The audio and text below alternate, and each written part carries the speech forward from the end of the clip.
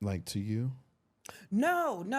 You weren't, but that just reminded me of something. What? Where is it? Oh, I wrote this down. September 15th. What day was that? A couple days ago. I don't. Yeah, about One 3 of days those ago. days we Sunday. were in another place. Okay. Maybe it was before that. But you said you was in your sleep. Oh God. And I was wide awake, but you were taking a nap. Ooh, you were taking a nap. That's what happened. Mm-hmm. And I heard you go, you said they mad? You said they made it? And I was like, huh? Who? And you said, and I don't know where you were, but you said, Brad and Angelina. What? And I said, what is happening? And you was like, mm-hmm. And then you went to sleep again. Okay. And then 2 minutes later, you were like, wait a minute. And then you went back to sleep. I wrote all this down because I was like, he's not going to believe me. And I have to remember this. Because I wanted to ask you, where the fuck were you at where Brad and Angelina were there? I don't know. They're not together anymore, are they? Not even close. Okay. I don't know. Maybe I was at like ex's. And then why did you prom or need to something. know that they made it? Like, where were they going where they had to call you and be like, yo, we here? I don't know. And then Listen. you said, wait a minute, because apparently something crazy had happened just then. He was like, wait, hold on, wait a second. And I didn't know what was happening. Wow. So I just watched. Because my favorite part of sleeping with you is like being up to hear you say something. Because I'm always listening. I'm always listening because I'm like, he gonna slip up and say the wrong shit one day. But I mean, That's not. So if I slip up and say something crazy in my dream, am I supposed to be held liable for that? depends on what it is. What you mean? I don't know. Just depends on what it is. Like if it's something that's related to something that I know is real, Okay. then maybe you're having a flashback about it and something maybe you didn't tell me the whole truth about it. Maybe it's something like that. Or maybe I'm just dreaming. Yeah. But you probably remembered something in your sleep. No, that's not how my dreams work. I never dream about real life. Oh, okay. Well, obviously, because I don't know where you were with Brad and Angelina. Obviously, you don't dream about real life. Yeah, I don't dream about real life. I dream about just fantasies and just fantasy. It's a fantasy world up there. Well, no, I can't be mad. I was just very confused. Yeah, because I've had somebody mad at me because I said some shit in a dream before. But what did you say? I said another bitch name. Was it somebody that you knew? Yeah. That's why, baby. You can't be mad at that, But though. it's real. So what? Why are you dreaming about this bitch that we know? Why? Why is that happening? Maybe she's like the clerk at a store. Were you moaning in the dream? I don't know. That's what I'm saying. It depends on what you were doing in the dream and who it was. Because if she had the clerk at the store, then you just at the store. But if you like, oh, hell yeah, Bridget. Okay, let's say that I was fucking the shit out of Bridget in my dream. What's the problem? Let's change the name. I have an aunt named Bridget. Okay, yeah. Leanne. I don't know. Wait, hold on. Tanya. Tanya. All right. 6th grade. Yep. You have a Tanya? I knew a Tanya in 6th grade. She was my friend. She was really pretty. But yeah. I was like, why did you just reference? You could just say the name Tanya. Oh, well, yeah. What I'm trying to tell you is every name you put up, 9 times out of 10, I probably know a person like that name. You know a Leanne? Yes. You know a okay. Yeah. Anyway. You know a Gladys? No. Damn. Not at all. I know a Gladys. You know a Beatrice? A Beatrice. Okay. Let's go with Beatrice. Hell yeah. I want to hear how this goes. Yo, What you doing to Beatrice? I'm talking about from the back, pulling Beatrice's wig almost off. Yeah. All that. Well, if it's almost off, then your grip ain't really good because you should be snatching it. Her grip on her wig ain't that good. If it's Beatrice, she don't know what bowl hold is yet, so she don't know the proper wig glue. Okay. Well, I'm snatching wigs off of Beatrice. Yeah, she just got the combs in. If it's Beatrice. Yeah. So what else? What else is happening? I'm talking talking about I'm smacking it and I'm seeing like, because sometimes the wrinkly ass, so it's even more waves. She it's could be a young Beatrice. She can't be a young Beatrice. Why? She could, but Beatrice had to be young at one point. You know what I mean? Was she? What was that name we saw in the airport, or the name I said in the airport? It was a baby. It was a little boy. Was it Herman? Herman, yes. It was a little boy named Herman. Who names their child Herman? That little boy on the plane. In 2024, I felt so bad for that baby Herman. He was acting like a Herman too on the plane. He was a little bastard. Yeah. Anyway, he had a daddy. His daddy was there. Yeah, so what? Okay. But no. Yeah. So I'm fucking Beatrice. Yeah. In my dream, and I know a Beatrice. Yeah. You mad? It depends. On? Because you're right. It's probably not a young Beatrice. So it's probably like, I don't know, one of your parents' friends or something like that. Right. And now I got to ask you about what did Beatrice do to you when you was little? Nothing. You Nothing. Fucking the shit out of old ass Beatrice. Hey, man, listen. Sometimes that old ain't be right. But a Beatrice one. A Beatrice one. Just tell me. She drink a lot of beet juice. Keep it blood circulating. That's what Beatrice do? Yeah. Okay. Yeah, man. You shouldn't be mad at that. I'm not going to be mad if you fucking a Beatrice, if we be honest. That's not going to... Even in real life? Yeah, I'm not going to be mad. She just going to say whatever she want to me. I'll be like, that's why your name Beatrice, bitch. It's 2024. Shout out to all the Beatrices out there that's listening. There's My bad. no Beatrice listening, I'm sure. It might be a Beatrice listening. Oh, damn. Right when you say that, we're going to get a DM and it's going to be like, my name is Beatrice Gladys Sivills. I mean, Beatrice Gladys Williams. Beatrice Gladys Jones. Man. Yeah, I don't think you should get mad at people having dreams, man. Dreams are just a part of everyday living, and that's where you're supposed to explore your fantasies, especially cheating. You're supposed to cheat in dreams. That's the perfect place to cheat. Why you have to say especially cheating? Why can't you just have a dream that maybe you're rich or you live somewhere else or like you on vacation? Like, why does it have to be about being a cheater? Those three things you said makes me think cheating. I'm rich. I live somewhere else, probably without the kids, and it's a vacation. Psh, so if you live somewhere else, are you in a relationship? I don't know. I guess you have to be if you're cheating. Do you understand what I'm saying? So why you ask that question? Because it sounds dumb. It could just be you out just being a free man, just out having a good time. Why does it have to be infidelity? I mean, because in my life, infidelity is at every corner. Is it, baby? Every corner. You just saying words. I think you're just trying to find words to say. Nah, dead ass. That don't have nothing to do with nothing. No, it ain't. Dead ass, man. No, it ain't. In my life, no, it ain't. That's what it was, no. man. Not now. Yeah, I was about this to say. This is a new life. This is a new life. Yeah, around that corner is some twins ready to get on your nerves. So. But yeah, man, like everybody just chill out. Have you ever been mad at your person because they were dreaming about someone else? Let them dream, man. That's what dreams are for.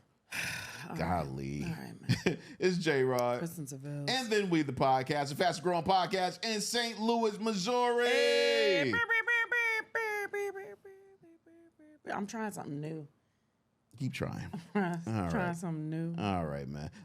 Big shout out to HelloFresh for supporting our show. Check this out. For free breakfast for life, go to HelloFresh.com/free ATWHS. One free breakfast item per box while subscription is active. Love breakfast, love free. Yeah, man. I must have been listening to too much Glorilla though. Why? Because my breakfast, that word was breakfast. It was all messed up, man. That's okay. All messed up. She might be able to say breakfast now.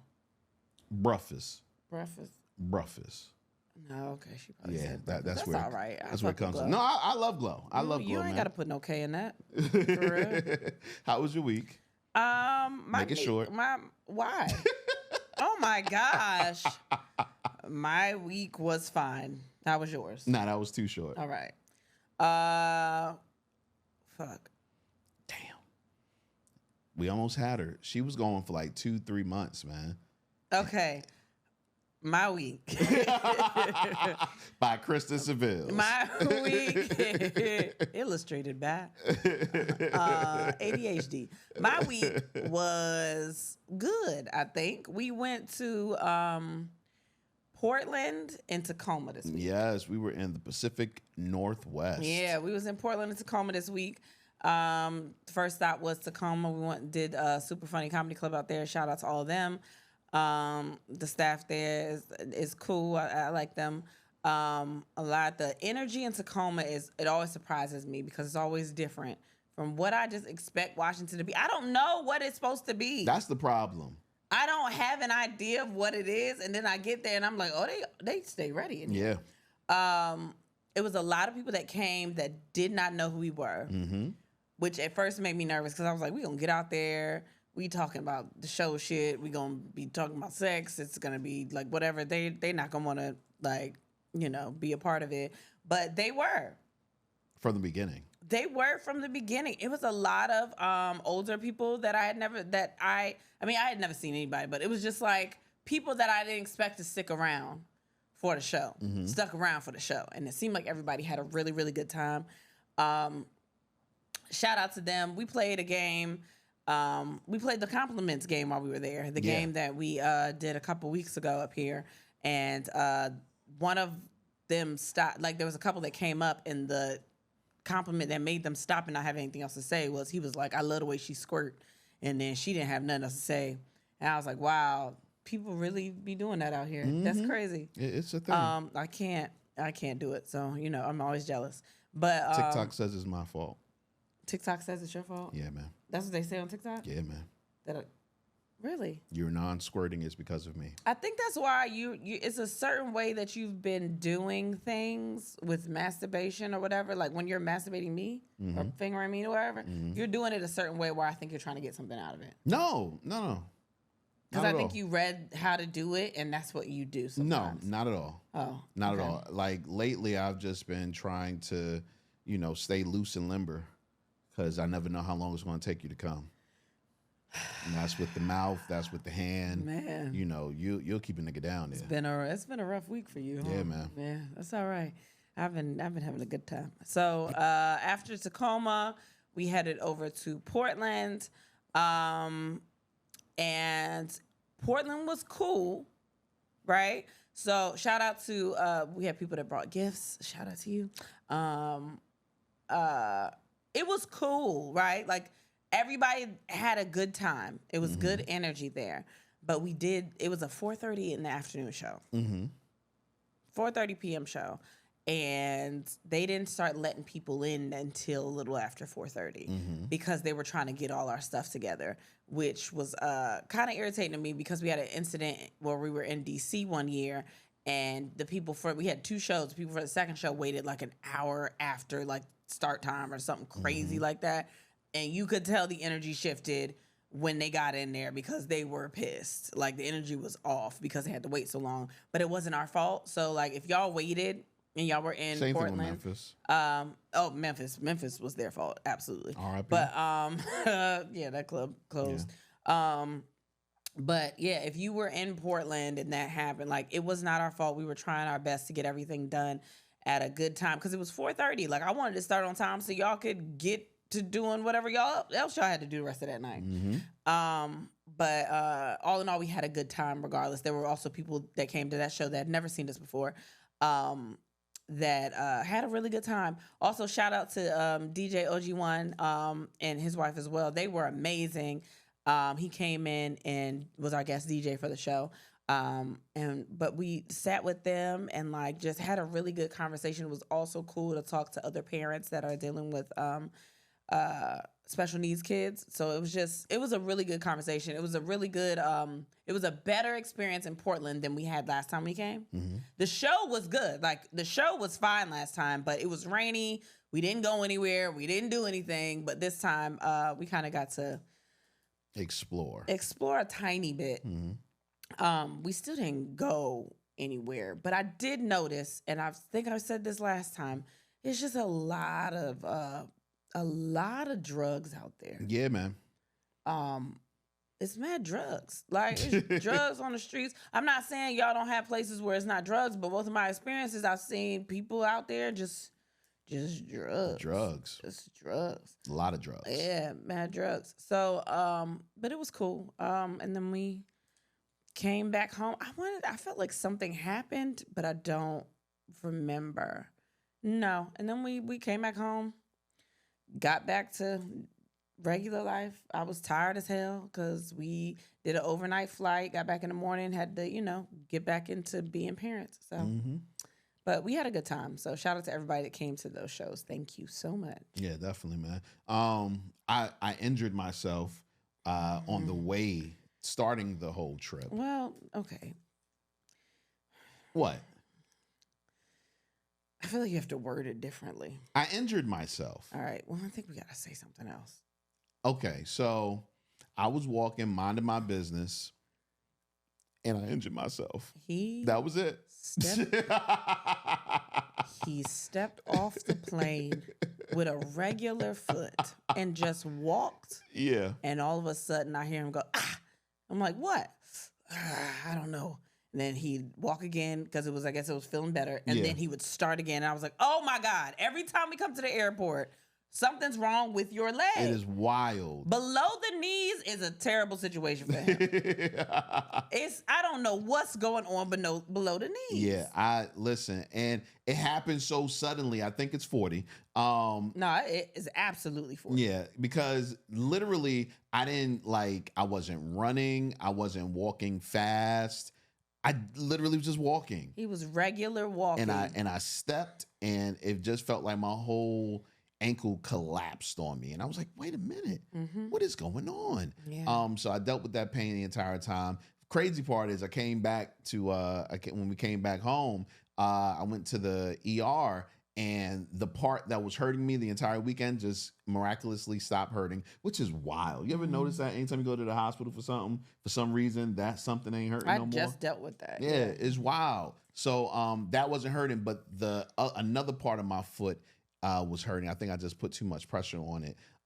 So I've been dealing with foot problems all week, which sucks. For the last week, just since this weekend. 7 years. Oh, shut the hell up. Whatever, man. Yeah. While I was in Portland, though, a strange question came to mind dealing with the economy. Okay. Whoa. Okay. I know, right? So we were in the Uber, about to go to the airport. Yeah. Guy comes up to the car. Now, I don't know this guy's situation, but he was holding a box of coconut water. So I immediately figured, because it was coconut water? No, just because it was 2 boxes of coconut water. It was 3. He dropped Was he dropped one? He dropped one. Picking and the literally, the boxes were tattered. And this wasn't the first person we saw carrying boxes like that. We seen a guy when we first got to Portland carrying Coca-Cola boxes. And you were like, that just looks weird. And I was like, baby, he literally just walking from the store. Nah, son. I know a nigga trying to sell something. No, he just had He was trying to sell loose-ass Coca-Colas. The man literally was just walking past the hotel with 2 boxes of Coca-Cola. He was like, that just looks strange. I was like, it's Coca-Cola. Nah, fuck that, okay? Anyway, so when I seen this guy with the coconut water, fucked me up even more. I was like, oh, this must be what they do in Portland. They just carry around cases of the things they want to drink in the day. Anyway, I figured that he was without house. Unhoused. Yeah. And the Uber driver, when he walked up to the car, the Uber driver looked at him, and I was like, I wonder what's going to happen, because the dude just came and was just looking in the window, and the Uber driver looks at him and gives him $1. And immediately I was like, damn, I wonder if $1 is enough anymore. Oh, in the economy? Yeah, I feel like if I was unhoused. Because even when you're collecting money, I understand you get $1 from one person, you can get $1 from one, whatever. And it's that's fine, but you can't even get $1 for the tooth fairy no more. Son, it's you gotta wild. get the kids at least $5 now. They asking for a lot. Yeah, $1 seems like such a smack in the face. Yeah, it does. It does. So how much do you give people now? I don't know. I usually stick to food, to be honest with you. Okay. If I have chips or if I'm in a store or something coming out, and I'll stick to food. Okay. because I just don't. I don't know, and I don't feel comfortable. See, I'm not big on giving food unless it's like a bag of chips or something. For the simple fact that I remember when I started working at Pizza Hut years and years ago, we used to have pizzas left over at the end of the night. And my thought was, well, why don't we give it to, people that are less fortunate? And they told us, we can't do that because if they get sick, they can sue you. And that immediately went in my mind. I was like, yo, I never thought about that. If I was somebody on the street and I got sick off of some food, that's the come up right there. I don't do that. But money, I don't have a problem with. Wait, they don't at least give them to like shelters and not like that? They just got a whole bunch of pizzas left? Yeah, man. But if you give it to a shelter, no.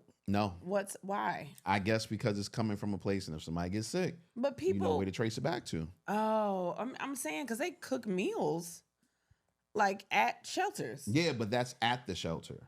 Okay. This is outside food.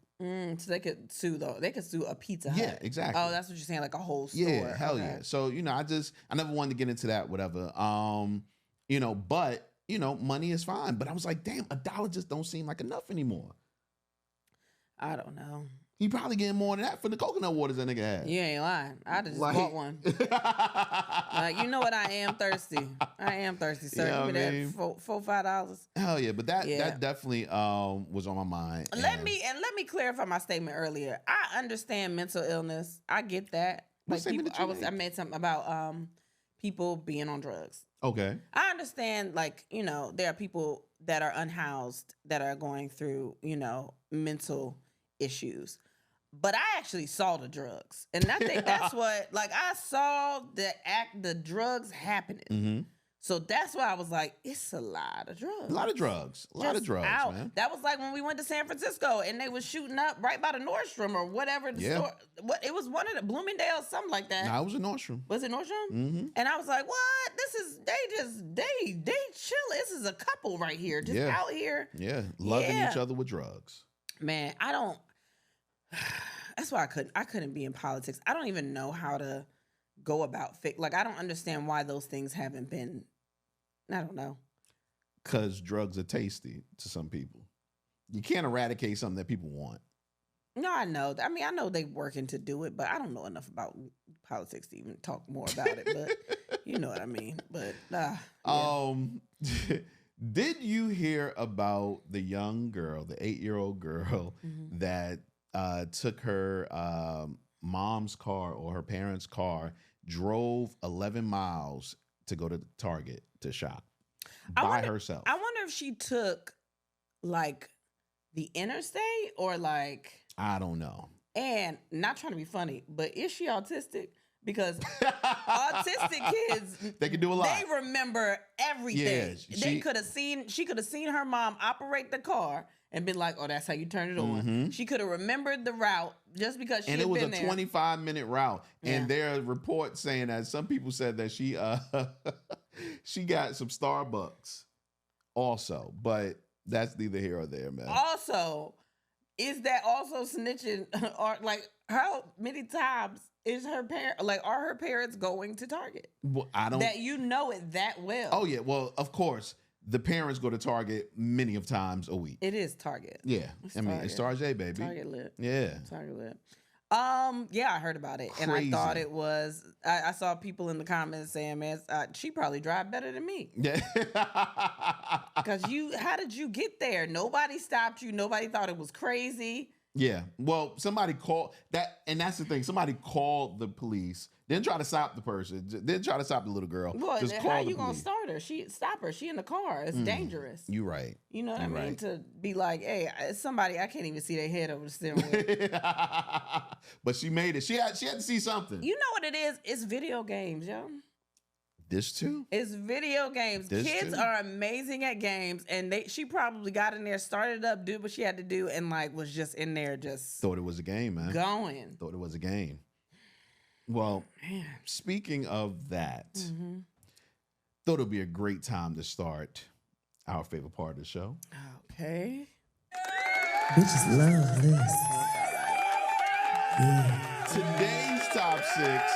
The top 6 things that 8-year-old shops for at Target. Say it again. Yeah, say it again. the top 6 things an 8-year-old shops for at Target. Okay. I see your little list. Yeah, I got a couple of things, man. One of mine. I was in my mind, like, if I was 8, what would it be that I'm trying to get at Target? Why did I have to take the car, drive 25 minutes to get the Target for? What was it that had to be in my shopping cart? One of my answers is up there. Okay. Well, matter of fact, you want to start it? I'll start it with one of my answers that's up there because I don't want you to use it. All right. Well, these are the top 6 things an 8-year-old shops for at Target. Number 6. Robux. I don't know a kid that don't need Robux. Amen. And need it right now. Like every kid I know that needs Robux needs it right now. They cannot wait for anybody to get them. They gotta have it. It's an addiction. They will walk up to you scratching, talking about, I need Robux. Just hives, break out in hives because they need it so bad.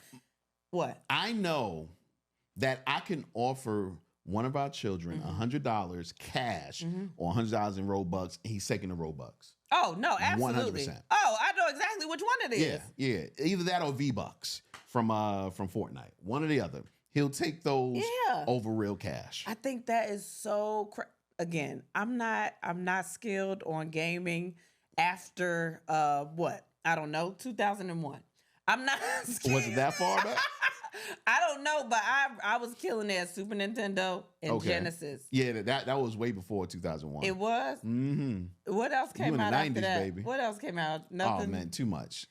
Maybe the first PlayStation. You didn't even say PlayStation. I was about to say. Maybe the first one. The first PlayStation, the gray joint. Maybe the Nintendo 64. I don't know. Okay. Like, I'm there, right? So I'm not used to having all these in-app purchases on the games. Yeah. I'm not used to that. Yeah, I know. I see what you do with Candy Crush. You're not used to it. Shut up. Yeah, you need to talk about what I do with Mortal Kombat. So what? I'm not good at that thing. So my brain can't even process needing Robux or V-Bucks. But like, I can understand wanting to play a game so bad and not being able to continue. So you have to purchase. Like, I understand that. See, here's the problem. This is what they have you thinking, that you cannot continue without purchasing it. You can play the game just fine. Literally, these Robux and V-Bucks are for them to look better in the game. It doesn't give them special powers. It doesn't allow them to play longer. It literally helps them look better. So we go back to like social media and everything, like appearance is everything. I want to be the flyest nigga in the Robux jank. What's it called? Roblox. All right, Roblox. Or in the Roblox world. Okay. Like if I'm in the number blocks, Roblox, that's the one the boys play. What's the quote? Like a whole bunch of like twos? Like I want to be the flyest 2 you ever seen in your life. Hey, I'm not mad at it. So I mean, I get it, but I don't get it. But absolutely, I gotta get in the car. She on the phone. She talking. She not listening to me. Give me the keys. I gotta go. I'm gonna go get the Robux right now. Right now. I'm not worried about you. Oh man, these are the top 6 things an 8-year-old shops for at Target. Number 5, I'm gonna say a bike. Because obviously she didn't have the transportation she needed to get to Target, all right? She took the car. She didn't have a bike. She was like, you know what? I'm tired of this shit. I've been trying to ask you for this bike. You ain't got it for me yet. I'm going to get it myself with the keys. I get that. Period. I can understand that. It's too much going on. Like, I just want to get to where I want to get to. Hey. I really just wanted to go around the block and go in the neighborhood. Hell yeah, you made me travel 11 miles. It's your fault, Ma. Come on. Why you in there? I want to go. Where is my bike? Okay? Sheesh. You know what, bitch? I'm going to go get the bike. Don't worry about it. You got your wheels. I just want my wheels. I'm going to bring the car back. Let me just get my bike first. And I'm going to be back. There you go, man. Listen, these are the top 6 things an 8-year-old shops for at Target. Number 4. Anything from when you first get into Target, there's like a dollar section where everything's like $1, $2, $3. Kids love that section because it's little games on it. It's candle holder. I don't know why we need candle holders, but it's like little plates, little drawing games, like little decorations and shit. Maybe she just was bored and needed something to do and she wanted to go, I don't know, fill up a little basket with some play shit. Okay. Kids love that little section in the beginning. Like, I mean, I'm talking shit, but I love that little section because they start putting out Halloween decorations when it's just like August. They put that stuff there because it really, I think over 30%, it helps the a store over 30% of their because they just buying shit. Yeah, because people just going in and just grab and go. They know what they doing over there at Target. Yeah, man. They know what they doing. Yeah. Yeah. So that's where I would go. Okay. I think we on the same like wavelength. Yeah, I feel man. like in my heart I'm 8, you know? That's what I would want. These are the top 6 things an 8-year-old shops for at Target. Number 3, I'm going to say milk. There was no milk in the refrigerator. For the cereal? For the cereal. You get it. I've been asking, and the only thing my mama said was, put some water on that shit. Put some water on that shit. And my mama don't know milk and water ain't the same thing. It's not. It's not. It don't even taste the same. You ever tried it? No. I tried it. It didn't taste the same. Did you have to? I had to. It was for research. There was no milk. And he was like, And I was told it just need to be wet. it just need to be a little moist. You didn't think of nothing else? And what else I'm gonna put on the soda? Because that was the only other thing. It was Pepsi and tap water. Baby, and I put some tap water in the cereal. Neither of those are good choices. Stop telling me like water just makes more sense. No, just eat it dry. No, listen, the little girl didn't want to eat her cereal dry. She had been sleeping and had been thinking about her Cocoa Pebbles she was going to eat in the morning, okay? Yeah. And her Frosted Flakes. Yeah. Look, baby, the taste was in her mouth. Nah, you got to do like other stuff like the Fruity Pebbles, not the Cocoa Pebbles. I don't think kids really fuck with that. But then Cinnamon Toast Crunch, shit like that. Cinnamon Toast. Listen, Captain Crunch. Whatever cereal it was, she knew she was going to have it. And the only thing she asked her mama to have in that refrigerator was some milk. Okay? And the milk wasn't there. So she grabbed the keys, got in the car, went to Target. The theme of this is that 8-year-olds be fed up. We are not doing a good job raising these kids.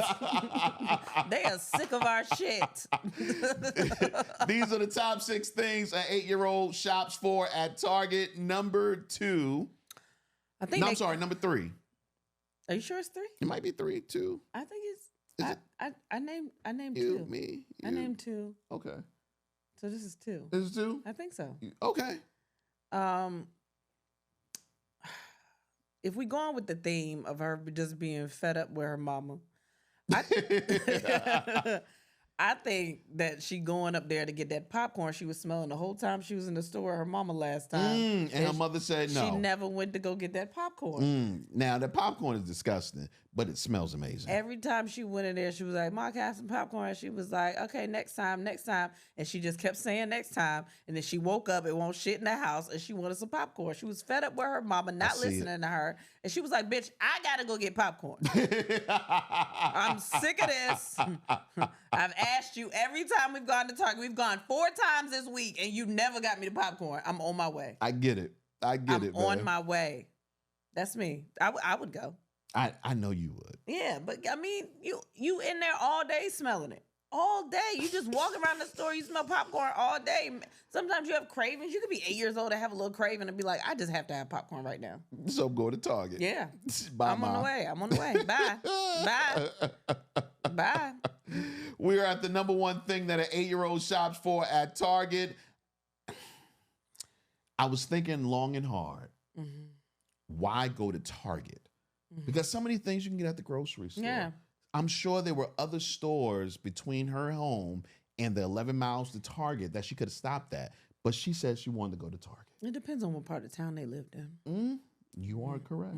You are correct. However, I'm still sure there were other stores in the path. But Target has some of the best bath essentials ever. You think an 8-year-old is worried about bath essentials? Hey, man, listen, she might have went to Target with her mama before. And she saw they had the frozen, what's those, shower curtains?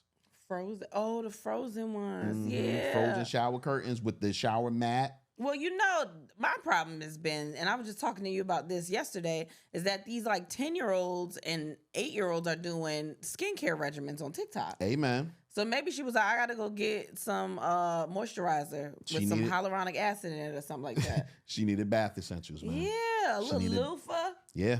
Yeah, I could see that. Yeah, man. I could see that. So she said, I'm taking them keys. I'm going to Target. I'm filling up my shopping cart. So when I get back. You got me using a Dove bar soap. Yeah, bitch. I mean. I want something that, lather up a little bit. No, that's right. I'm in my soft girl era. Ma. What you know about soft girl era? I'm trying to keep that newborn skin. Yes. Hashtag soft girl.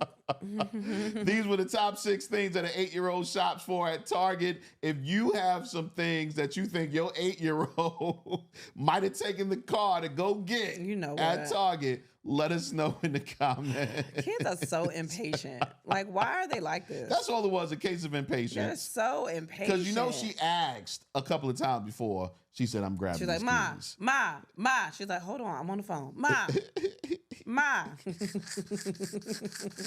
The good thing is they're not pressing charges on the parents, man. Oh, okay. Yeah, because... And she was safe. The little girl was safe.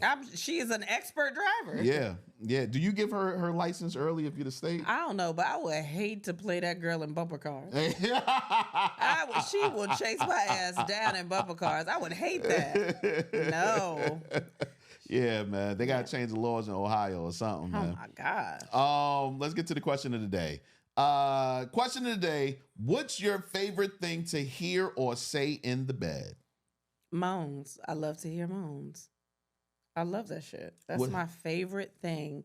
I don't know what it is. It just feels like it arouses me just hearing pleasure from you or maybe even me, but it's really more you, like that I'm giving someone else pleasure. I think that's what it is with like, I don't know. I just like pleasure sounds. That's what it is when it comes to like watching other people have sex or like you hear them. That arouses me. I get that. Yeah. We tried to do that when we was in Portland. What? Have other people watch us.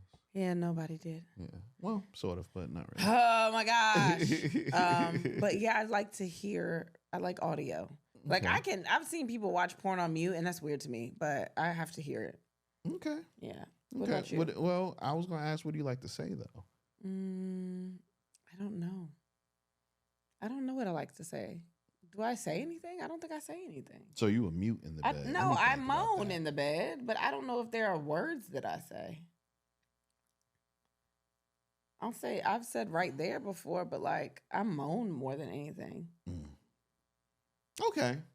I have to replay some thoughts. I was about to say, do you agree? I think I just moan. No, you moan more than anything. I've heard you say. You were saying stuff last night when I was talking to you. Yeah, because you was talking to me. Yeah. And you was talking like you needed a response. You was talking to me. I was like, oh my God. And I love someone to tell me what to do. Yeah. Like, tell me what to do. What do you want me to do right now? Like, tell me.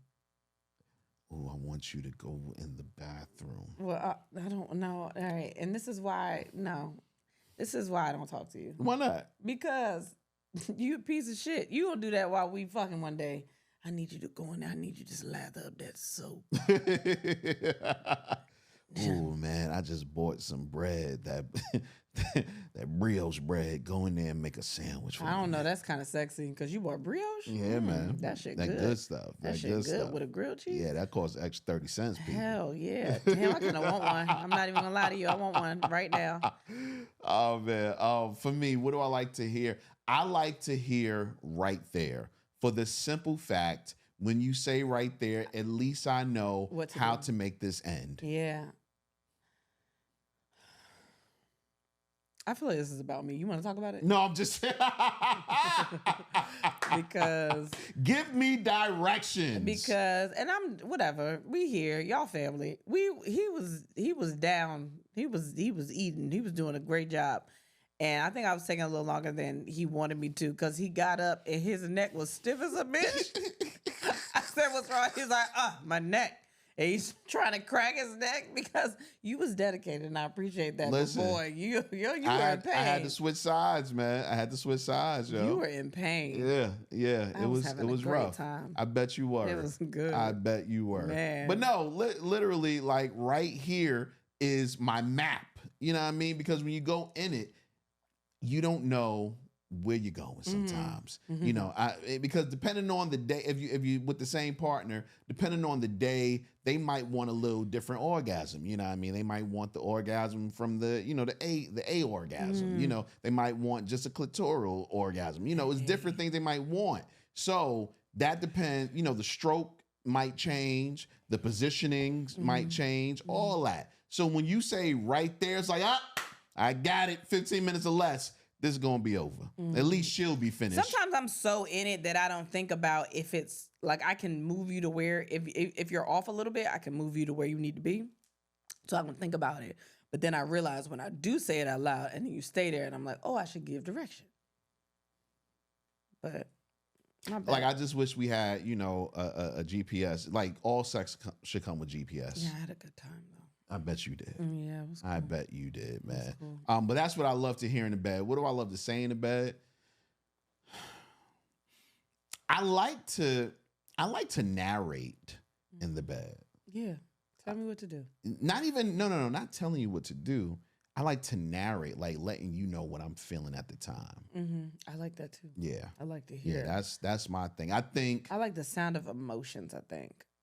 Like, it's pleasure sounds because they're emotions and they're just so you know how when something happens and I'm like, yo, tell me what happened, and you only give me a little bit of the story, but I'll be like, man, why you not telling me everything? You know I love details. But I'm like, just tell me all the things. Like, what else happened and then what else? Like, see, I love that shit. I'm telling you, I want to break down what's going on in my mind and in my body so that you are connected. You know what I mean? Yeah. Like, so that you know what's happening. Yeah. Also, that lets you know where I am in finishing or completing as well. You know what I mean? Because I'm like, yeah, baby, this is so good. I want to stay in this forever. You know that it's going to be a minute. Yeah. But if I say, God damn, this shit's so good, I might have to. When you say you want to stay in it forever, that's when I start taking measures into my own hands. I start, all right, well, I got to go. Let's go into overdrive. What's going to get him? Because I done already came, and come on. I started hitting all the little nuts and bolts in there, like twisting levers, twisting nipples. Tickling. Listen. Yeah, man. Yeah. Listen, you gotta narrate sometimes, man.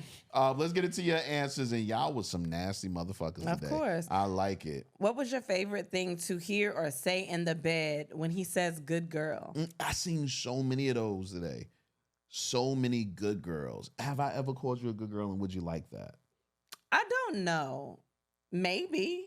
I feel like the only time you should say good girl is when you sucking dick. Yeah, suck that shit. No, because I feel like after you say good girl, you got to pat on the head. Yeah, exactly. And I don't want you doing that to me. I'm glad we both like it. It's like good you girl. Wanted to look at me and go, good girl. Come here. Come here. Come here. Hey, man, just whatever get it working. Girl, just a good girl. Who likes to suck it? You like to suck it. Like yes, you do. That dick? Yes, you do. Yes, you do. You want to be all on daddy dick. And then I give you a treat at the end. You see how it works? What if that treat get in my eye? See? Logistics. What's your favorite thing to hear or say in the bed? Love to hear her say she is coming. Do you like that? Yes. Okay. Yes, I know it's coming to an end. Yeah, but don't switch it when I say that. See, here's the bullshit, right? It's like a battery in your back. All of a sudden, you like, oh, go just do what you're doing. Now, I want to say okay. In my heart, I want to say okay. But naturally, when you say, I'm coming, in my mind, I'm like, okay, let's speed this shit up. Yeah. Because when you say I'm coming, it's usually been a long time. But it's going to take longer if you change what you're doing. Okay. And you've done that before, and that's why it took longer. Because you'll change it. Because I'll think I'm about to come, and then you do something, and I'm like, there it is. It's gone. Okay. Yeah. Okay. Hear her say, ooh, shit, yes, daddy, keep going. You're so deep. Okay. Hearing take off your clothes. Yo, wait a minute. Nah. Yo, maybe it's the way you saying it, yo.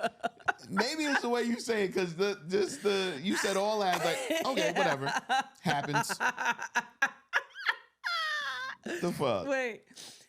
Hearing take off your clothes now, being dominated. Yeah, I like being dominated. I like that shit. What's the question again? What do you like to hear or say in the bed? Yes. I've missed this. Yeah. You like that? Yeah. Yeah. You never say it, but yeah. Because it's right there. It's always right there. No. But you could say it after we ain't had sex in like a day or two. You want me to say it? Oh, I missed this. You don't think I'm lying though? No. I had just had it. So no, it's like you missed. Exactly. You get it. You just had it, yet you missed it. Okay. I mean, you've been thinking about it ever since the last time. Yeah. Yep. And that was only 23 hours ago. I missed this.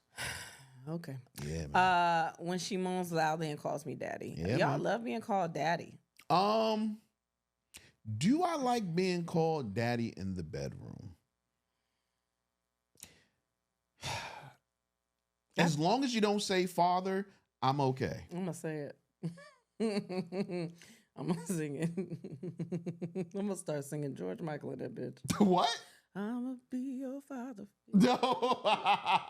Isn't that it? That's not the words. No, man. I can be your father. Something like that. No. I forgot the words. As long as you don't call me father, you can call me daddy. But it had. What if I say dad? No. No. Don't do that. Don't do that. And you also have to have, your voice has to be super sexy at that moment. Like, you can't say. I just can't bring myself to say daddy. Because you say it like that. Daddy? Yeah, you can't say it like that. Don't. Let me say daddy. Like dad. No, because that's not you. So saying daddy is weird. You got to say it with bated breath. Yeah, daddy. Like that? Yeah. Yeah, it feels weird. Just calling you any father figure is just weird. So no uncle or anything yeah, like that? I don't want a relative. Hey, man. Hey, husband. I might say your name, baby. Nah. Yeah, and baby is easier cool. than saying daddy, but I can't. Baby is cool, but nah. You hit me with the right kind of daddy. Yeah, I'm with you. What do you like to hear or say in the bed? I love to hear my man moan while eating me out. That's underrated. Is it?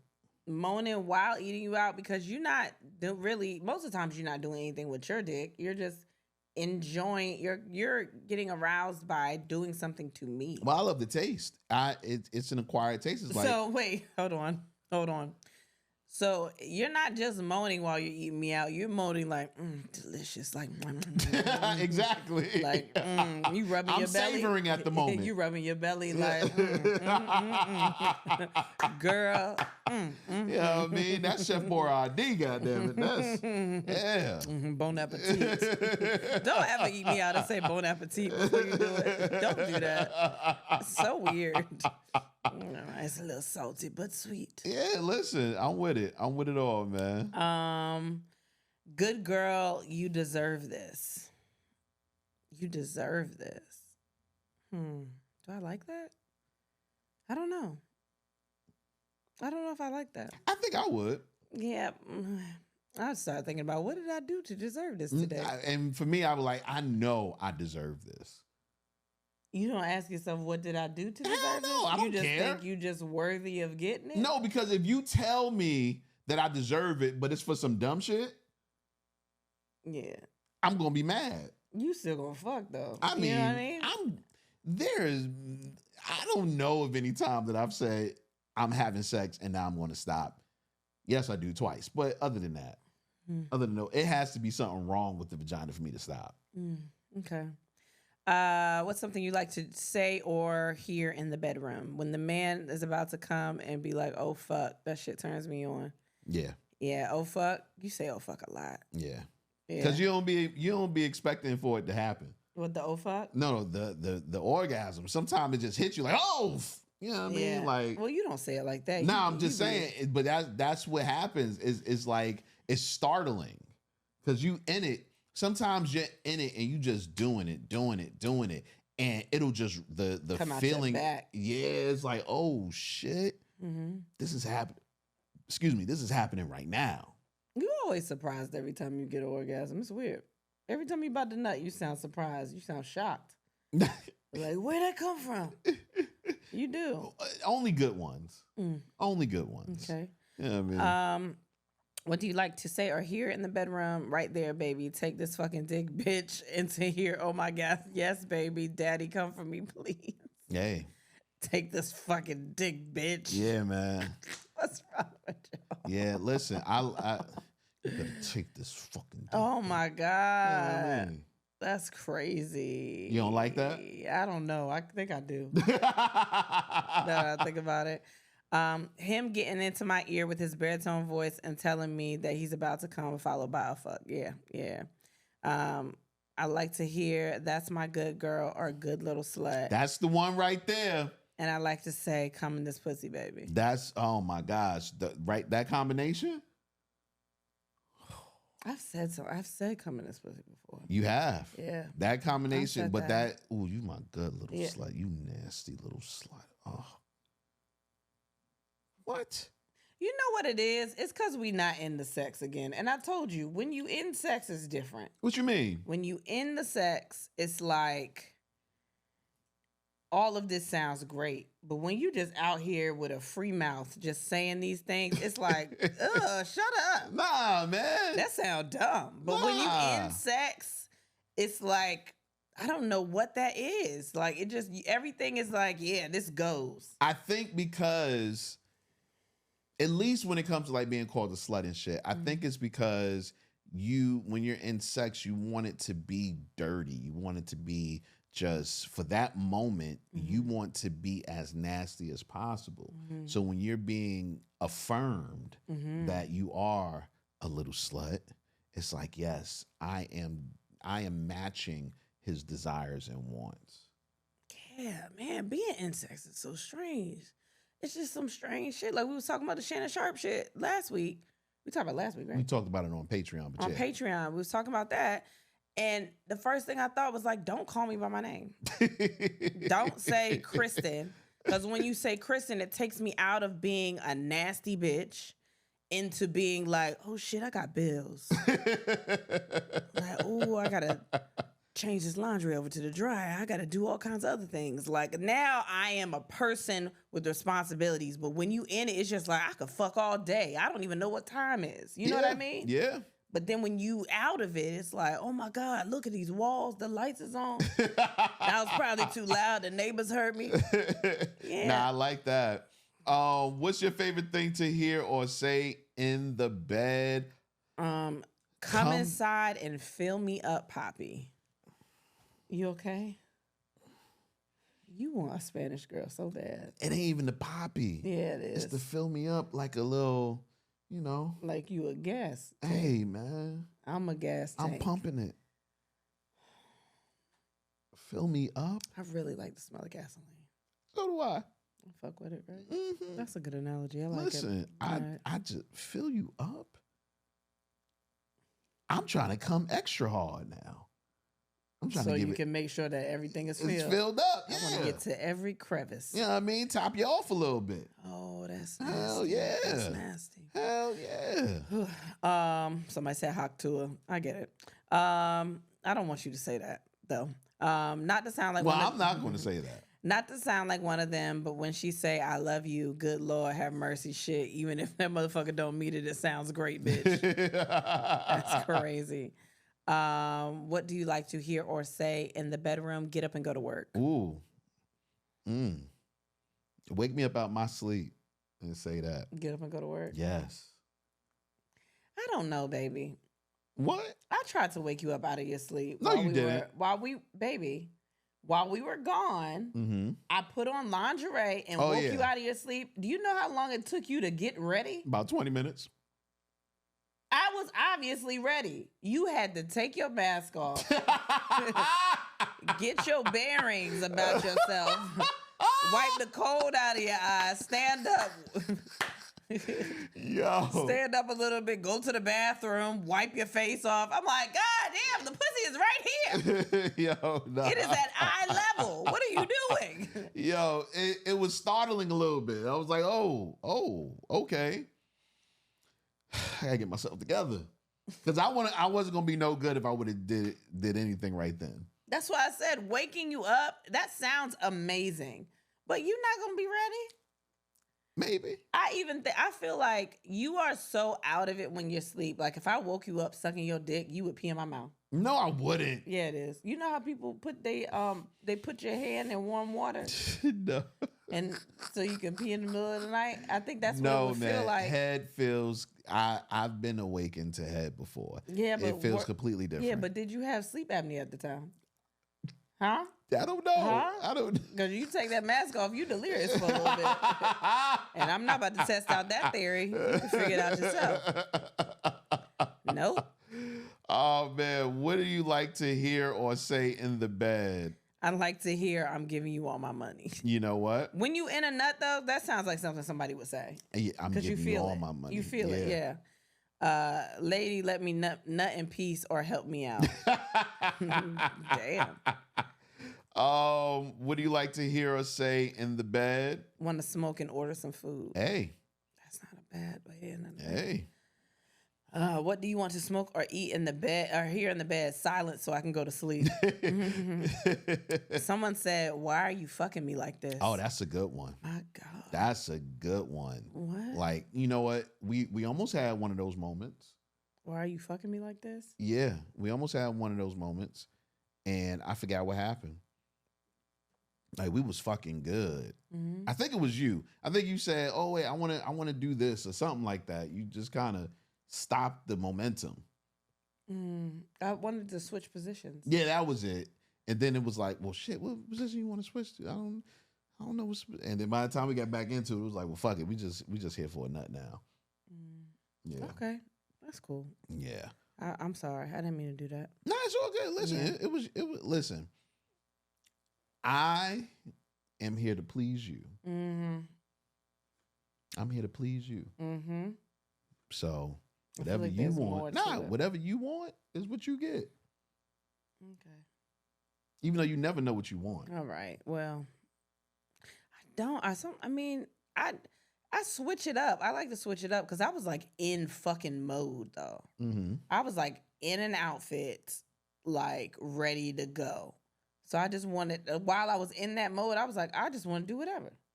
Not whatever, because you was indecisive about recording it. Oh, I still don't want to record it. The cloud, baby. Oh my gosh. Cloud. It's the cloud. It's okay. It's fine. It's the cloud. So, what's something you like to hear or say in the bedroom? Scoot over. That's funny. Someone said, let's come together. Yeah, man. Yeah. I love hearing that. Mm-hmm. What do you like to hear or say in the bedroom? How long until your husband get home? Oh my God.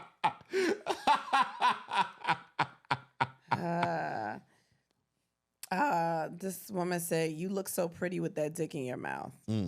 That's what she wants to hear. That's a good one. Someone else said, whose is it? I don't want to do that. Only because I'm afraid of the answer. Yeah. What if I said, the Lord and Savior, Jesus Christ? Yeah, that. Well, you better repent after the nut I'm about to give you. What if we married, though? Just don't disrespect his body. Right. So I said, tell her to rifaste. I don't know what that means, though. I don't either. No, I gotta or Google Taylor rifaste. I gotta Google it, but he probably saying it. He probably saying it bad. I'm sorry. Well, I don't know what language it is. I'm guessing this is like French or Latin.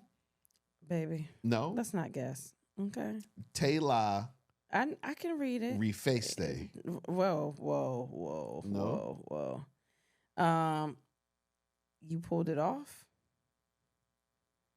You pulled it off. Yeah. So there's no perfect translation in English, but it doesn't mean someone succeeded and you're congratulating them. Oh. Okay. I'm with it. You did it. Yeah. That's what it's saying. You did it. Yeah. I think it's also Spanish, baby. Okay, that will, languages. All right. Oh, Someone said booyah. listen, terrible. Good callback though. I like that. Yeah. Something you want to hear or say in the bedroom. Do you want one of us or both of us? Goddamn right. And my answer is going to be Jesus. Yeah. Ooh. Someone said, you better not come till I tell you to. I like that. I like it too. I like That's that. a little When you aggressive. want me to hold out. Yeah, it's a little aggressive. I like that. Yeah. The bills are paid. Oh, you trying to get a nut out quick. Him asking for permission to come. Yeah, I like asking for permission. I fuck with that. You don't never ask for permission. Yeah. Why not? I don't know.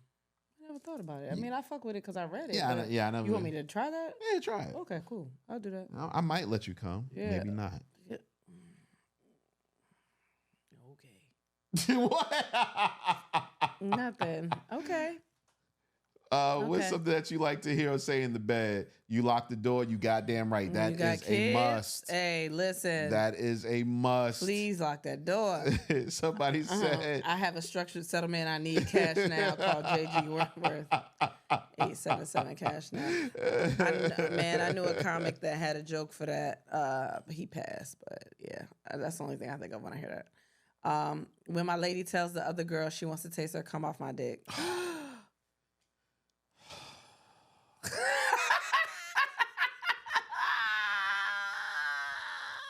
Man, listen.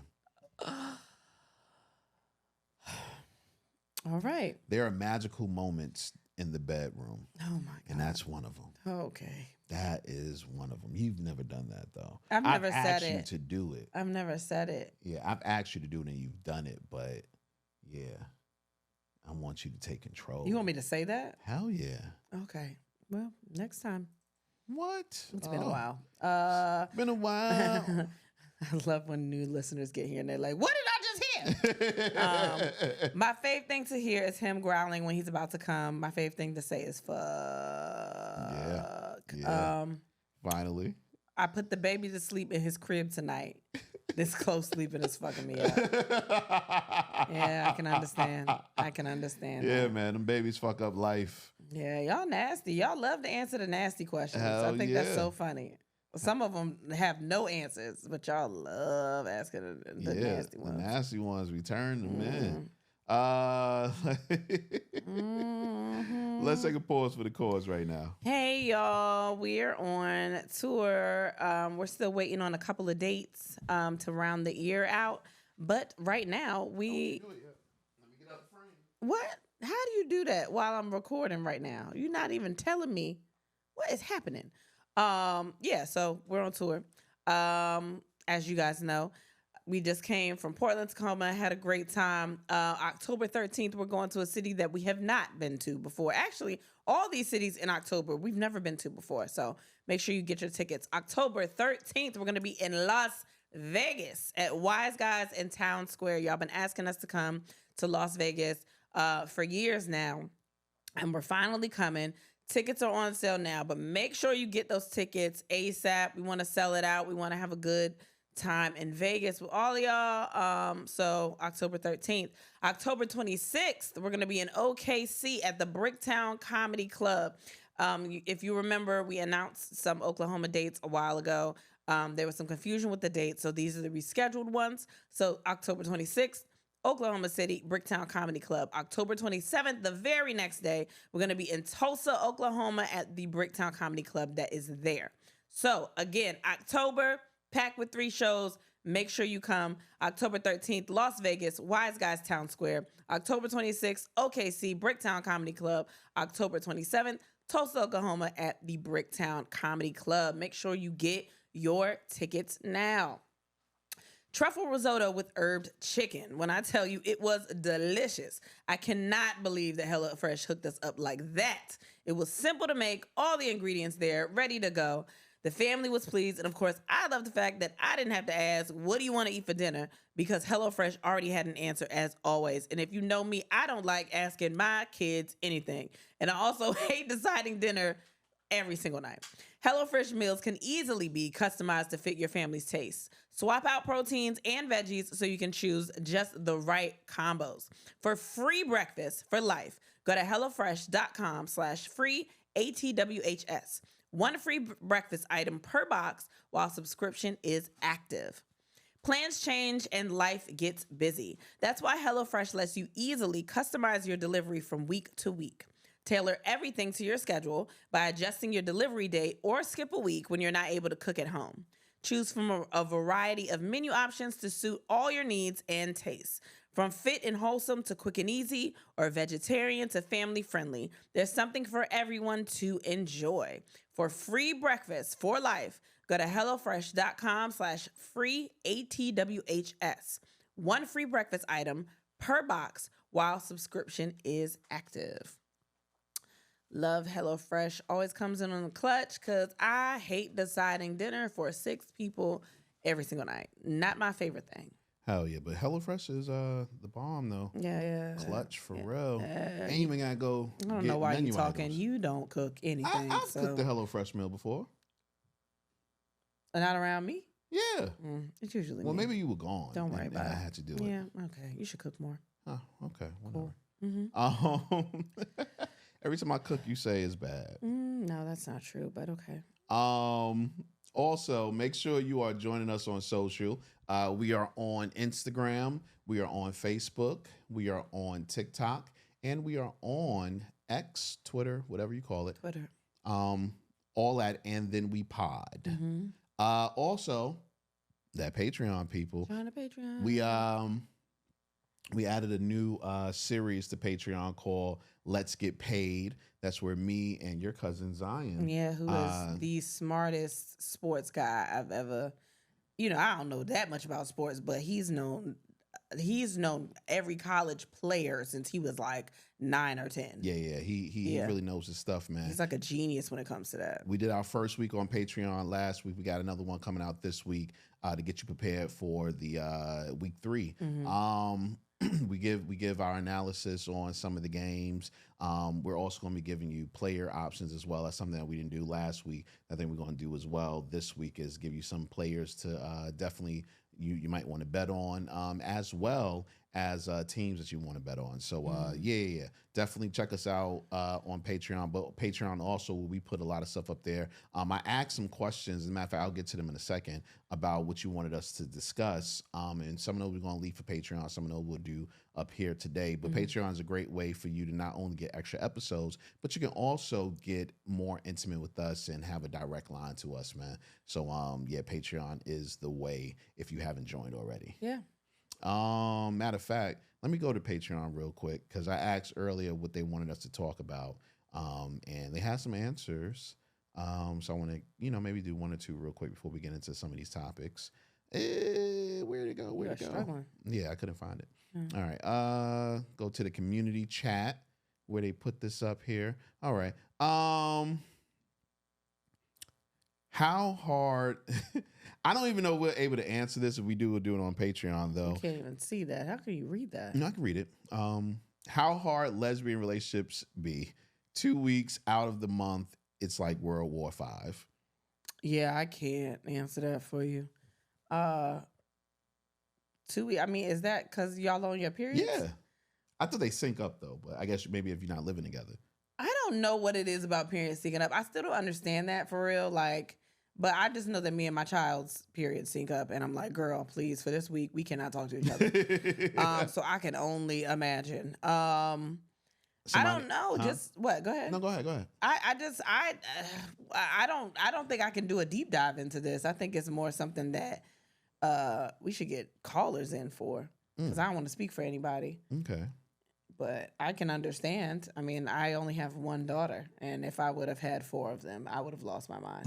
I'm so glad that we have 3 boys because, my goodness. Oh man, yeah. Maybe we'll call up a lesbian. Why do you say it like that? We know. Just call somebody we know.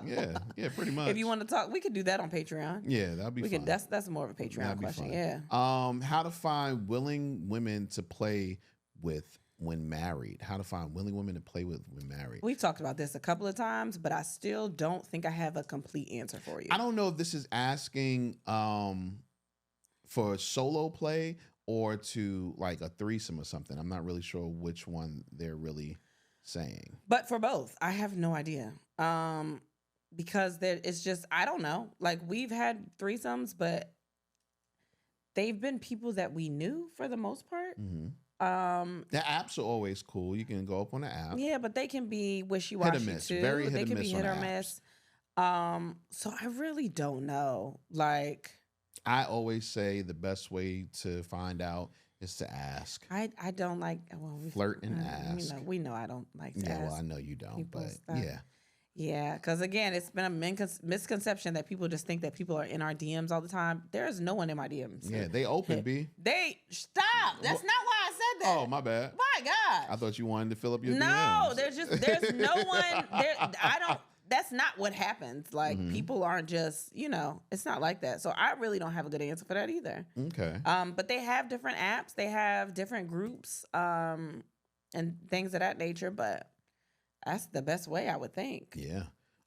Here's a good one. I know y'all work together now, but when y'all didn't, what are some things that you each would do to reconnect when y'all would get busy with work and kids and life, etc.? Is that a good one though? Because we're creatives. So I had a job. Yeah, you did for a while. But when we first started talking. Yeah, but you weren't around for some of that. So. But what did we do? We used to go on dates. We went on dates. Yeah, we used to. We still go on dates. We were trying to go on a date last week, but we can still do that. We can still do that. Well, no, I'm not saying we can. I'm just saying like it kind of fell through. Yeah, we would go on dates or something like that. A lot of times, what we would do was sacrifice sleep. If we're being honest, we would sacrifice sleep just to spend time with each other. So we would stay up late talking and just vibing with each other without all of the stressors of the day. But now we be going to sleep. Yeah, we be sleeping. Yeah, it's real. Yeah, it's real. But yeah, I think anytime you're talking about reconnecting, it's just being mindful to carve out time, because if you just wait on a time to happen, it'll never happen, and that fucking sucks. You know what I mean? That you have to think you got to plan out shit, but you do, especially when both parties are busy. You have to plan things out. Throw it in the calendar or whatever the case may be. Like, yo, today we're going to do this, or next week we're going to do this on this day at this time. Also to give you time to prepare, because when you're busy like that, you're in your mind, you have so many things going on that what you don't want to do is have that time with your partner, but you're busy thinking about other shit. You know what I mean? So sometimes when you're able to carve out that time and say, yo, this is what we're going to put to the side, it allows you to mentally prepare yourself to have a good time with your partner, reconnect, etc., man. Let's do one more and then we'll get into these topics. Okay. Oh, that's a good one. Would you want to wait? Would you want to wait to say that one? I'll say it. Oh, go ahead. When is enough in a relationship or marriage? That's a good one. We could talk about that on Patreon. Do you want to? Yeah, why not? Okay. Did you not want to? No, it's fine. Go ahead. Oh, okay. Yeah, it might get mean. We might hate each other after we're done. Really? I don't know. I don't know. Oh, shit. See, that's why I said we save it for Patreon, because I didn't know it would be that deep. I don't know. Maybe not. Maybe it's not. You speak your heart, baby. Okay. Speak your heart. Okay. What would y'all recommend couples do that are having a hard time communicating and being on the same page? Communicate. I don't give advice. I'm not good at this shit. Every time anybody asks me a question, it feels like the answer is right there. It feels like the answer is having a hard there. time communicating. Communicate. And being on the same page. Well, I think both of those are different. Even though you're probably saying that you cannot communicate, and because of that, you're not on the same page. But why can't you communicate? Maybe you have two different communication styles. Yeah, you have to learn the styles. I don't know. Give each other set boundaries to be like, yo, let me. I think that's a good answer, though. Learning each other's communication style first and foremost. Oh, damn, I said that? You said that. Killed that shit, huh? You did. No, dead ass, though. Like, when you know how the person,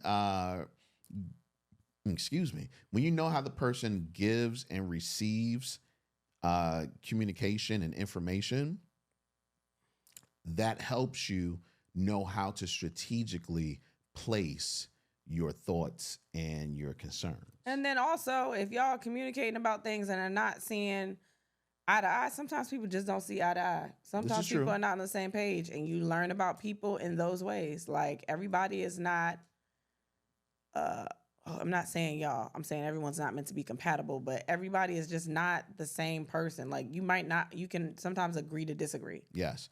Something that you can do, two things I'm thinking of. One is have your communication done during fun times, so that things are light. For instance, let's play a game together. No. Well, that's nah. No, I think that's it. I think that when you're trying to keep things light, if you really love the person, 9 times out of 10, you're going to try your hardest to keep things light. No, not if you're having a serious conversation. Somebody's gonna get serious and be like, you playing. Like, let's talk about this. If you struggling to get on the right page, playing a game is not gonna help you. Cause it's already not volatile like in the literal sense, but it's already just not a good lane for y'all to communicate anyway. So you throw a game in there, it's just like you playing. Like, we really need to discuss this. It's not really gonna help, I don't think. Okay. I wouldn't be able to communicate like that. I would be like, no, we apparently need to get this out in the open and like settle this or figure this out, whatever we're doing. But I think playing a game is just distracting. Well, that's part of my thought process, being distracting. You know, because sometimes when you come together and you have those serious moments and those conversations, you fall so you get stuck so much on your points that it becomes a battle at points. You know what I'm saying? Yeah, but I feel like you have to do that to communicate. Like, you gotta be serious about it. Like, if you're having trouble, it means that you've tried multiple times to have that conversation and nothing has worked, which means you're already kind of irritated that nothing has worked. And I think playing the game is just distracting from what the actual issue is that we can't communicate. We don't know, like, we can't figure out what this is that's in the way of our progression. And if you try to be fake, like, they could be walking around mad. You all of a sudden decide to play a game. It's not going to be lighthearted because we know that we have to get this business done. You know what I mean? Okay. I don't know. I don't give advice. Listen. I don't give advice. Don't listen to me. I like hearing your point, though.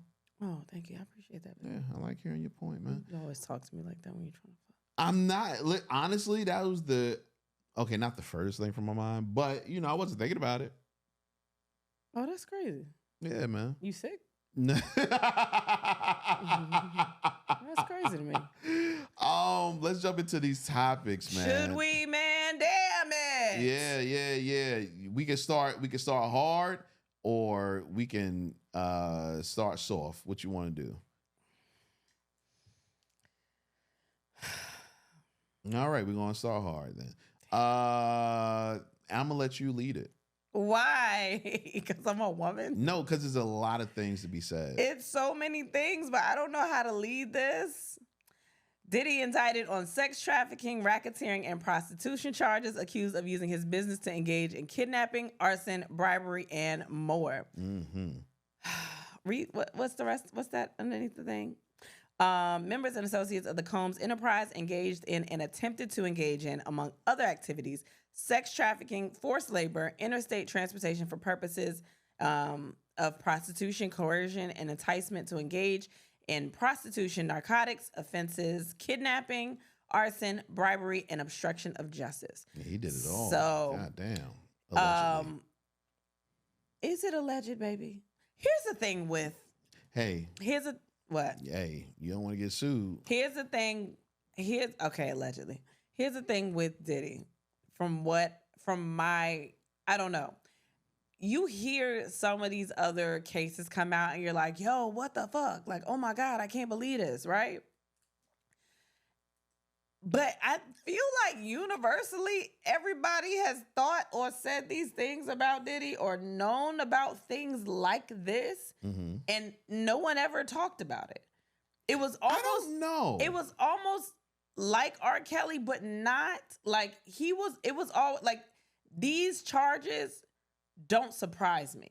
Right. But I think it not surprising you, maybe because of his personality, is different than saying that I don't think it's the personality. I've heard stories for years. Yeah, but while you may have, other people may have not. I think a lot of people that are familiar with hip hop have heard, or in that kind of culture, have heard a version of stories like this. Yeah, but it was up to a certain extent. Like we're talking about him allegedly having women perform sexual acts under the influence, and getting IV drips for them so they can recover from the previous days, or right, because some of these freak offs would last for days. They're alleging. Yeah, that's what they're saying. You know, we're talking about things like that. We're talking about just a real dark culture. Yeah, but what I'm saying is it's not surprising to me. Yeah, and that's what I'm saying. That saying that is not surprising is completely different than saying that. I mean, I thought we all knew. Here's some shit. Might be a terrible analogy. I don't know. Okay. I'm gonna say it out my mouth, and we gonna figure it out together. Okay. So, all of these crazy things have happened surrounding Diddy. It has been the shit with the people getting they rights or back or whatever, music, their rights back. Their people have gone on to die. People have been imprisoned. People have joined church, like found religion. Like there are a large number of people surrounding him that have gone in different directions after working with him. You remember in the what's the Disney show? What's the Disney show that Elizabeth Olsen is in? Where it's like the yes, you do. The show where she's in the sitcom and then it comes out of the sitcom. Yep. Okay. So at the very end, and there's about to be a show about this. At the very end, they find out that it's been Agatha all along.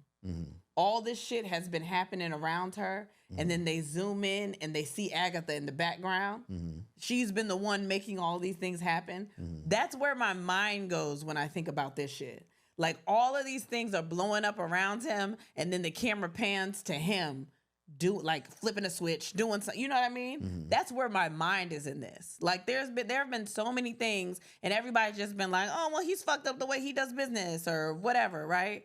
But it's like everybody kind of knew that he was fucking people over or something was happening, and nobody said anything because allegedly he's just this powerhouse of a person where nobody wants to get on his bad side. Nobody wants to do anything that's gonna have him retaliate or mad. Like that's what all of this kind of is coming off as. Yeah. Like people talk so much shit about Aubrey O'Day, but that bitch been the same since she parted ways. She been the same, going around telling everybody like, I told you. Like when Don Richard came out and said shit, and Don don't say nothing. I heard it was Rashard. Don Rashard? Don. Man, I don't know, man. That's Making the Band was a long time for me. And I like her music, but I ain't heard nobody say the name out loud. That's what I heard, but go ahead. But when she came out and said all the shit, she don't never say anything. She's always been quiet. She don't say anything. She been holding this in to put out this lawsuit with pages and pages of things. We were reading the pages a couple of days ago, and I was like, oh, this is insane. This is crazy. Yeah, the things that he's being alleged of doing, first and foremost, my heart goes out to the victims, man. Yeah. No, absolutely. No, absolutely. But it more goes out to them because I feel like if all of this is true, so many people knew about it and they have just been screaming into the darkness and no one's been able to help them because they were scared of him. Like, that has to feel so bad to just be so alone around so many people. Feeling like you can't do shit. And in Dawn's accounts of things, she was saying all this stuff was happening around her. And it was like she couldn't say or do anything. Like, I think in one thing I saw, she tried to help Cassie or assist her with something or try to remove her or try to leave a party early, do something like that. But like, she couldn't do anything. Yeah. I think a lot of his... I think a lot of the reason that you're like you were saying what you were saying earlier about not being surprised in a certain way is just his arrogance. Yeah. Like, think about hours before he was arrested, he's out in the streets talking to people, taking pictures. Like, yo, I'm Diddy still. But you got to do that if you don't feel like if you quote unquote want to put on the appearance that you are just not guilty. You gonna live life the way you was living life. I guess, but you guilty of some things. Like, did you hear? First of all, when they arrested him, they're saying that he had he might have had like a pink substance on ecstasy him. Or some shit like that. He had a pink substance with him. And some of the things that law enforcement officials found during the raid, crazy, scratched off AR-15 style rifles. With the scratched off serial numbers and everything. These thousands of tapes. It's like he operating in like the 90s. Like, nigga, you have tapes. Why are you recording things like this? You so arrogant to think that no one's going to get a hold of a tape? Yeah, man. Or like a cell phone video and we got the fucking cloud? Part of it is because he was using it as leverage to people. But also... who cares? At the end of the day, you got this shit on tape. Yeah. Like, it can't be used as evidence against you. In your crib. You feel like you so untouchable that you recording shit. Well, he feels like he's so untouchable because one of the other things they found was like 1,000 bottles of baby oil. Baby. So when you that slippery. Baby. You know, and I'm not going to lie. Baby. In my mind, I'm trying to figure out, well, what the hell does he have 1,000 bottles of baby oil for? Baby oil and lubricant. So I looked up some of the things that baby oil can be used for. Why did you do that? That is the wildest way to use your research. You know what I mean? You could have been doing anything else. Hey, so here's some of the things that you can use baby oil for. Massage oil. Bath oil. Did you know that? It's really good for after shower. Makeup remover. Yeah, I sometimes I use coconut oil. And he was on stage a lot, so he had to remove sometimes I use stage coconut makeup. oil. Cuticle oil. I've had them do that in little shops. You need to have them do it today. Shut the hell up. A hair mask. I don't know about that. I didn't know you could use baby oil as a hair mask. I can't believe you have this list. Removing temporary tattoos. Well, yeah, it's oil. Yeah, and maybe at these freak offs they gave them little tattoos and stuff, and you had to rub it. I don't know. Detangling necklaces. Oh shit! I didn't know about that. You might need to do that, right? I do have. Yeah. I have a little. Yeah, that's crazy. Cleaning shower curtains. Did you know that you can clean shower curtains with baby oil? That don't feel right. Finally, removing sticky residue at a freak off. That makes a lot of sense. I understand. That makes a lot of sense. It's a lot of sticky residue that's probably around. I saw Bodacious, comic Bodacious, post on Facebook. He was like, the whole time I've been trying to wonder who keeping Johnson & Johnson in business because I got they paying all this money out with these settlements. Hey, man, it's Diddy. It's been Agatha all along. That's what I'm talking about. And that's fucked up. That's fucked up. It's been Agatha all along. It's so many ways to look at this. And again, like, to the victims, like, this is fucking crazy. But it's also just like, who do you think you are? Like, yeah, man. What? I don't understand. Like, I feel like I'm also, there are so many celebrities that I've been thinking of in my head that I'm like, they're gonna get caught up in this shit. because he's just been around people, and like even in Dawn's thing, like people were at things that she witnessed abuse, and like, well, some people have already been named in certain suits. I know. You know, names like Usher and Neo. Yeah, I saw have been that, named and in these suits. So, and I don't know enough, but from the things that I've read about, I don't want to say this because I don't know Usher. But it seems like he would be more on a victim side, and that's just me. I won't go into that. That's why I said I don't know. I'm just because people like that have just been in the entertainment industry since they were like 14, 15. Like there are a lot of, and I'm not even just talking about Usher, but it's a lot of people in the industry that they came from an industry where a lot of this shit was common practice, and that's how they grew up. So they understand when things are wrong, but when it's muscle memory to just move certain ways, and I'm not saying he did any of that Diddy shit.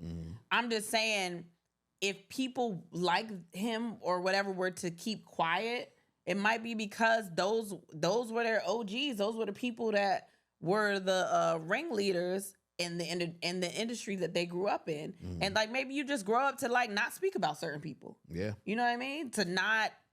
You grow up to just like this is what they do, and like it's not but so much you can do. So I don't know. Yeah. I don't know. More will be revealed in the next couple of months. Probably now, hours. I don't know if he I know he went to, because he was denied bail. Yeah, he was denied bail yesterday. 2 days ago when this airs. But he was denied bail of $50 million. So today, on Wednesday, he's back again in court trying to get bail. You said it was you say they did different stipulations or something? He was trying to present a plea agreement, and for bail. One of the things was he was limiting contact with female visitors. He was going to stay away from females unless they were the mothers of his children or staff, which he said, they said nobody that would be an accomplice. But to me, why does, I understand where he's trying to go, to be like, there's no females around, so I can't touch none of them. But even the mothers of the children, like, who says that they don't know anything? Right. You know what I mean? Like, why do you think that is smart to be like, I'm only going to talk to these people? Like, I just don't understand. I don't understand rich people shit. I don't. Yeah, man. It's once again, thoughts and prayers are going out to the victims of all of this stuff, this heinous crimes. This is ridiculous. These heinous crimes. Your whole childhood is crumbling in front of you. That's the wildest shit. It's wild. Because if they take... Man, this is terrible to say. It's some people you can take them away, and their music ain't really going to do shit to you. They weren't that talented. It seems like all the worst niggas were talented as fuck. Why? That's terrible, right? I should have said that on Patreon. But why? You gonna stop listening to Diddy music? So is it produced by Diddy? Because that takes away an entire decade. That's what I'm saying. Like, why do y'all have to be pieces of shit? Man, more than a decade. It shaped my childhood. Like, I have lowered my R. Kelly list. I have lowered it. Well, see, here's my issue. It's very few and far. If an R. Kelly song comes on, I don't immediately say, I gotta turn this off. I'm not even gonna lie to y'all. I don't want y'all to think I'm a perfect person. I'm not. I'm 37. So if I'm 37, around that time is, you know what I mean? See, well, R. Kelly was a little different because listening to some of his songs. Oh, there's about that. Yeah. But baby. What? Listening to some of Diddy's songs. And we're going to talk more about that on Patreon. We did some deep dives. It was for research. Yeah, research purposes, it was man. For research. We're going to talk more about songs from Diddy and did he do it? He definitely did that shit. Yeah, he definitely did. And we might find some songs that kind of point the finger to some of these things, man. Excuse me, man. You are going through it today. I know, it's so weird, man. Yeah. It's so weird. It was all along. But yeah, man, This is wild. Yeah. This is wild. Like you said, decades, our childhood, the first concert I ever went to was a Bad Boy concert, man. That makes so much sense for you. That makes what? You got to clean that up. We just been talking about all of that. Oh, no. I mean, like, you love Mace. Oh, okay. Well, you love Mace right now. Let's just hope, I don't think Mace did anything. He went and found God. So, but I'm saying, like, I understand you loving Bad. I mean, you grew up in New York. Like, I get it. Yeah. But man, this is, it's just insane to see people like that, or people that are staples like that, I guess, especially in Black culture, and then like off the Mount Rushmore of the moguls, like they just gone. You know what I mean? Yeah, man. So they just picking people. It's weird. It's weird when you think about it, but fuck it. Yeah. Got to clean the swamp. You got to. You got to. All right.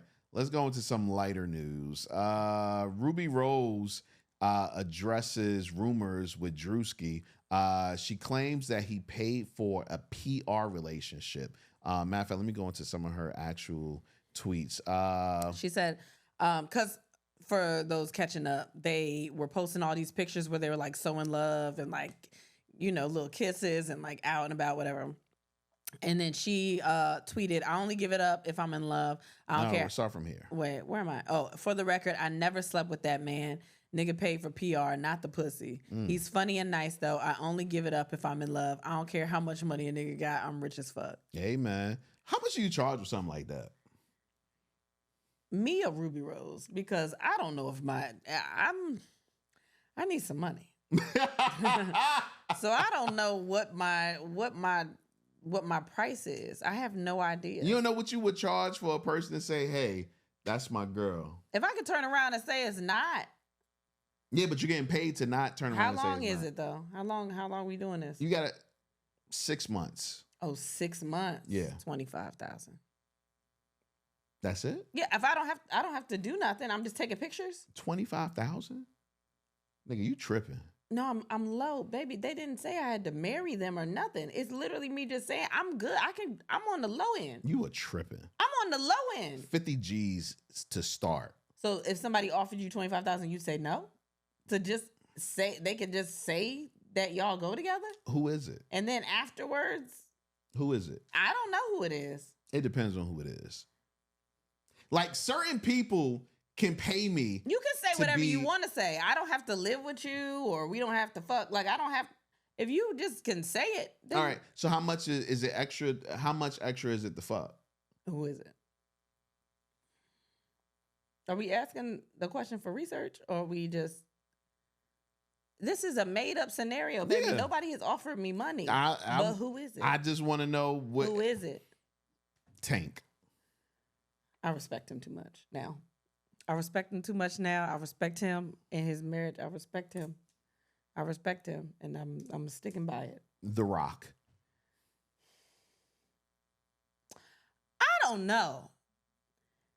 Because The Rock is a come up. You hear me?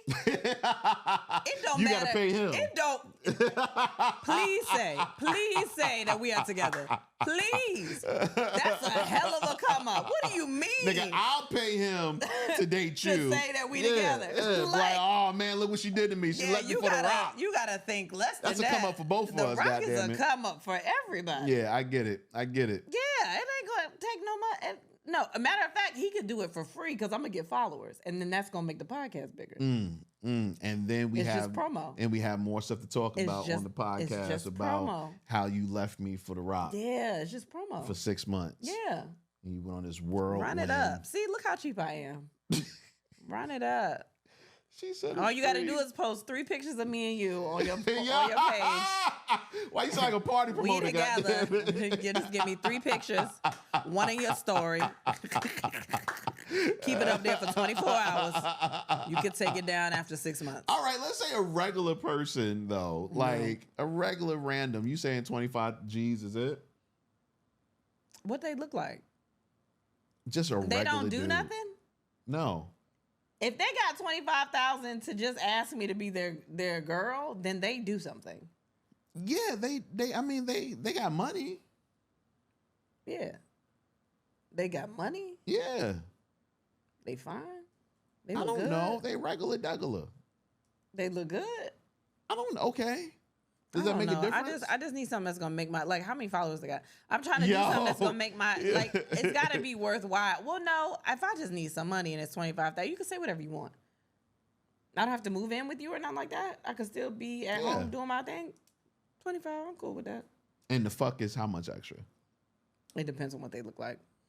They look good. Man. All right. I actually think I might lowball them if they look good. Maybe extra 10 on top of that. Yo, pussy's only worth 10 G's? No, it's I added 10. I'm not good at math. Tell me again what I did. What did I do? Your pussy's only good for 10 G's. Baby, I don't know. Right now is a hard time for me. I just need some money. I don't know what I'm worth. Apparently not that much because don't nobody invite us to shit. We ain't worth nothing. We ain't never been invited to no award show or nothing. Oh, man. Oh. Shaq says that, did you see the picture of that short girl that had the arms around her saying that was Shaq? Uh-huh. Well, Shaq said that wasn't him. And maybe she's really, really little though. And that could be just a 6'4" guy. Yeah, well, she said, Shaq said it wasn't him. Yeah. You'll know if he got a lady, basically. Yeah. And I don't know why my mind immediately went to this, but I was like, what is it like to fuck a tall person? I've never fucked anybody that was, I've had sex with like maybe 2 girls that were either my height or slightly taller. Everybody's taller than me though. Okay, but I'm talking about extremely taller. What's extremely tall? Like maybe a foot or at least a foot taller than me, or a foot and a half taller than you. Like, what's the tallest dude you ever been with? Probably about 6'4", 6'5". That's about a foot, right? Yeah. It just felt regular, like I was fucking. Because this is the only thing that's on my mind. Like, for me, it would be great because my face is just facing her titties. So that's, easy access, like bomb. Yeah, right there. Yeah. You know what I'm saying? But I would have to bend her up a little bit to come and kiss her. You know what I mean? If we was fucking. But what about for you? Nothing really. What was your face in his chest the whole time? If we being honest, I don't really remember there being anything wrong because we were just fucking. So I don't remember having to adjust. Okay. I just remember adjusting. I don't know why that was on my mind, but I was so curious. Like when the levels, like your homegirl, like I be wondering, like, nigga, because she's so short. I don't think you really adjust. I think you just make it happen. I don't think you think about it being a hard time, really. I just had sex, just was fucking. I don't know. It's not a lot you got to do. Maybe from the back, no, but to me, I'm thinking missionary. Not from the back, it's like, a little. I mean, if they too tall, then it's a little high. So you got to find a position. You got to climb up on the bed. Yeah, a certain place. Yeah. But yeah, it's not much different. So you done climb your ass on the bed before? You've seen me climb on the bed. I know. Yeah, baby, I was fucking. I don't know why you act like that. I fucked before you. Gosh. J-Lo and Ben Affleck were spotted kissing and holding hands during brunch last week. And okay. Happy for them, I guess. You the one who told me about it, actually. I don't remember saying it. Oh, I saw like a picture. Yeah, but okay. Like, I don't know why this is such a, I mean, I guess I get why it's such a soap opera for people, but like, they were married. Maybe they're trying to work shit out. I don't know. People do it all the time. Well, how long does it take to get over an ex to you? Like, what's the longest it's taken you to get over an ex before? To get over an ex? Yeah. When I got under somebody? I don't know. Probably a while. Probably like, I don't know. Probably a couple years, maybe. A couple of years? Maybe. I don't, it's not someone I think about all the time, but like, there have been stuff that's been unresolved where I've felt like it lasted a while, but not like a, Okay. I'm depressed. Like when Aaliyah died, I was in pajamas for a week. It's not like that. Okay. You know. How long do you continue having sex with an ex? As long as you want to. Y'all grown. As long as you want to. I'm asking you. Me?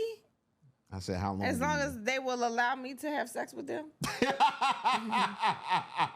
Until the person says, I'm with somebody now? Yeah.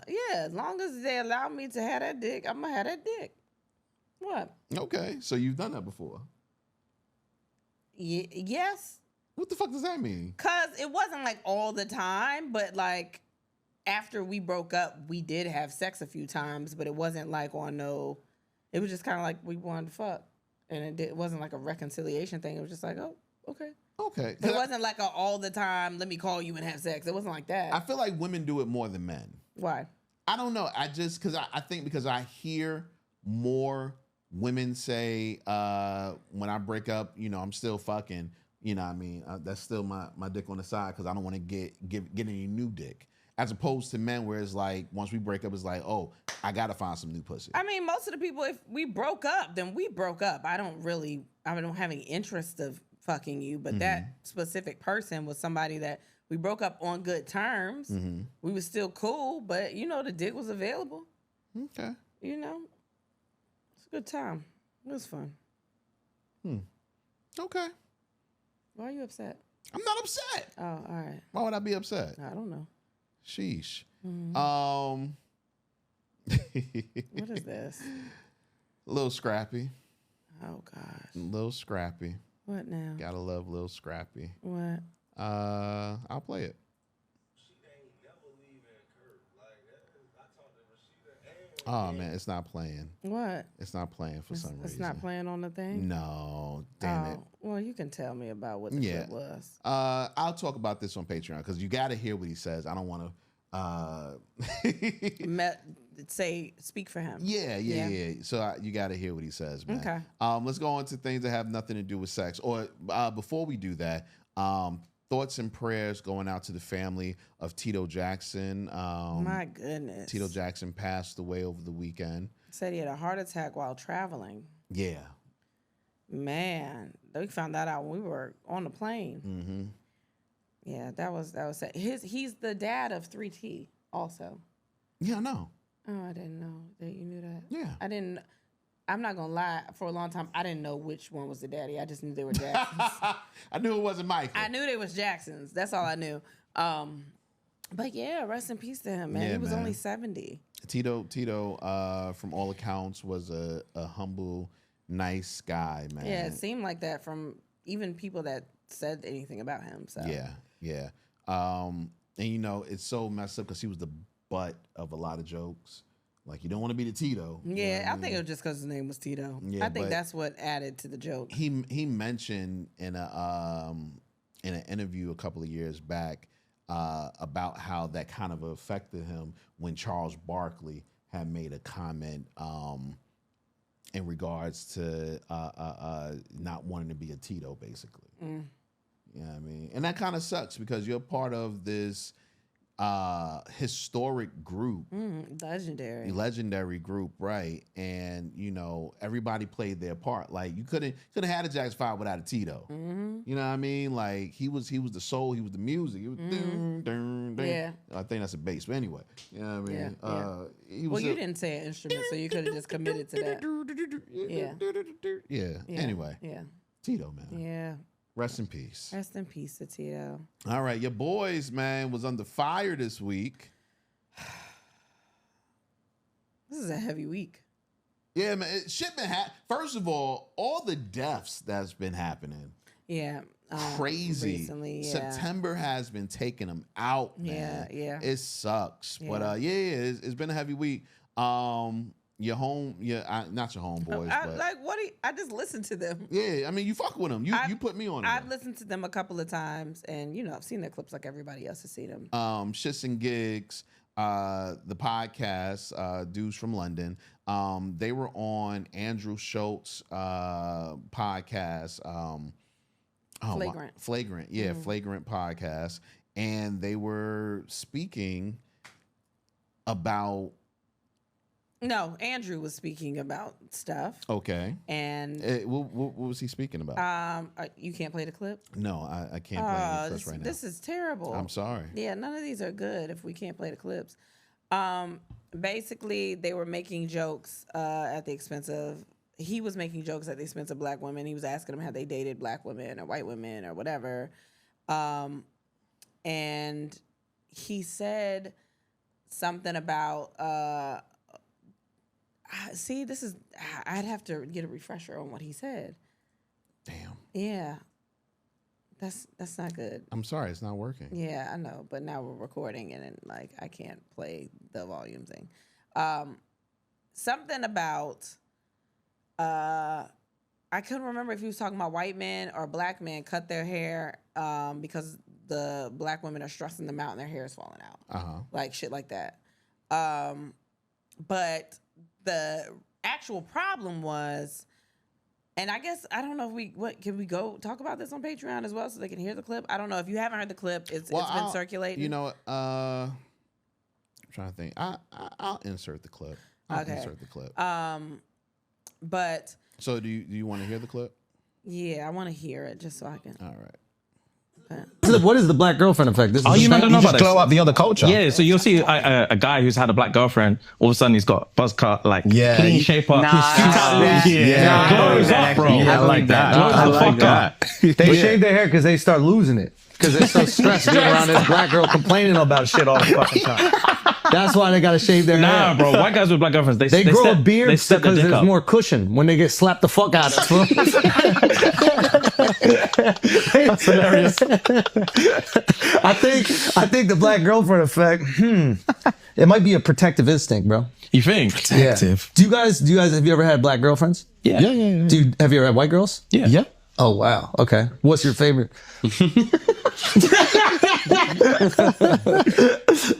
We love them all. Yeah. Oh, really? We love them all. Yeah. That means white. Who gives that means white. Hey, let me get the U.S. translation. Kendrick fans, get them! We love them all. That's royal English. What is the black girlfriend effect? Okay, so the clip was about the TikTok trend of the black girlfriend effect, which is basically like a Travis Kelce thing, or that's what people have been saying. Like the white dudes get with the black girlfriends, and then all of a sudden their whole swag changes up or whatever. So that's what the discussion was about. And Andrew said they're cutting their hair, getting these buzz cuts because their hair's falling out from black women complaining all the time, or they're growing these beards to have more cushion on their face for when they get the fuck slapped out of them from black women being angry if you didn't get that. But they laughed about it, and they're getting, I guess the clip started coming out and they were laughing about it, and they're getting flack for laughing and not defending black women. They put out an apology saying that it was kind of a fight or flight response where they're sitting there and like in any other situation, somebody could look at it and be like, if I was in that situation, I'd slap the fuck out of them and I'd have knocked all this shit over and da-da-da. But when you're in that situation, it's different. Well, they're getting flack about the apology as well. Yeah, since then, they've actually erased the apology off of their page, and as well as erased the first 100 episodes of their podcast. Yeah, I also found out that they, I think, apparently had been erased those episodes. Okay. But they're getting flack for the apology, which is probably why they deleted the apology. I don't know why they deleted it, but how do you feel? If I'm being completely honest, I understand what they're saying, and I know people you understand what they're saying about the fight or flight response. Okay, how do you feel about the comments themselves? I think the clip itself. How do you feel about that? So, a couple of things. For one, I'm very familiar with Andrew Schultz, like as a comic or I've seen him. We've met him. I've seen him. Like I know who he is as a comic.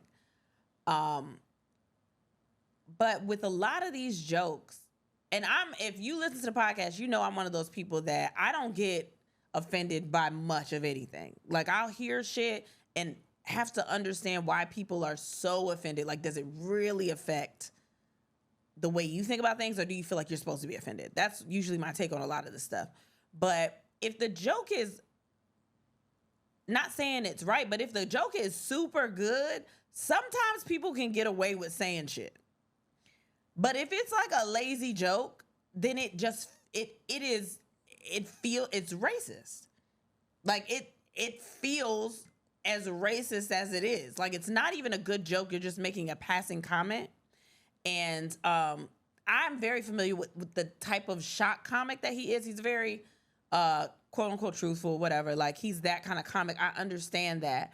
But like, the jokes weren't good. If I'm boiling down to the jokes as a comic, it wasn't a good joke.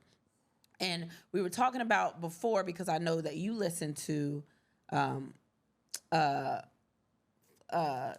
Idiots, that he does say a lot of things, and if you know him as a person, then you're not gonna say that he's a racist person, which I think could make sense.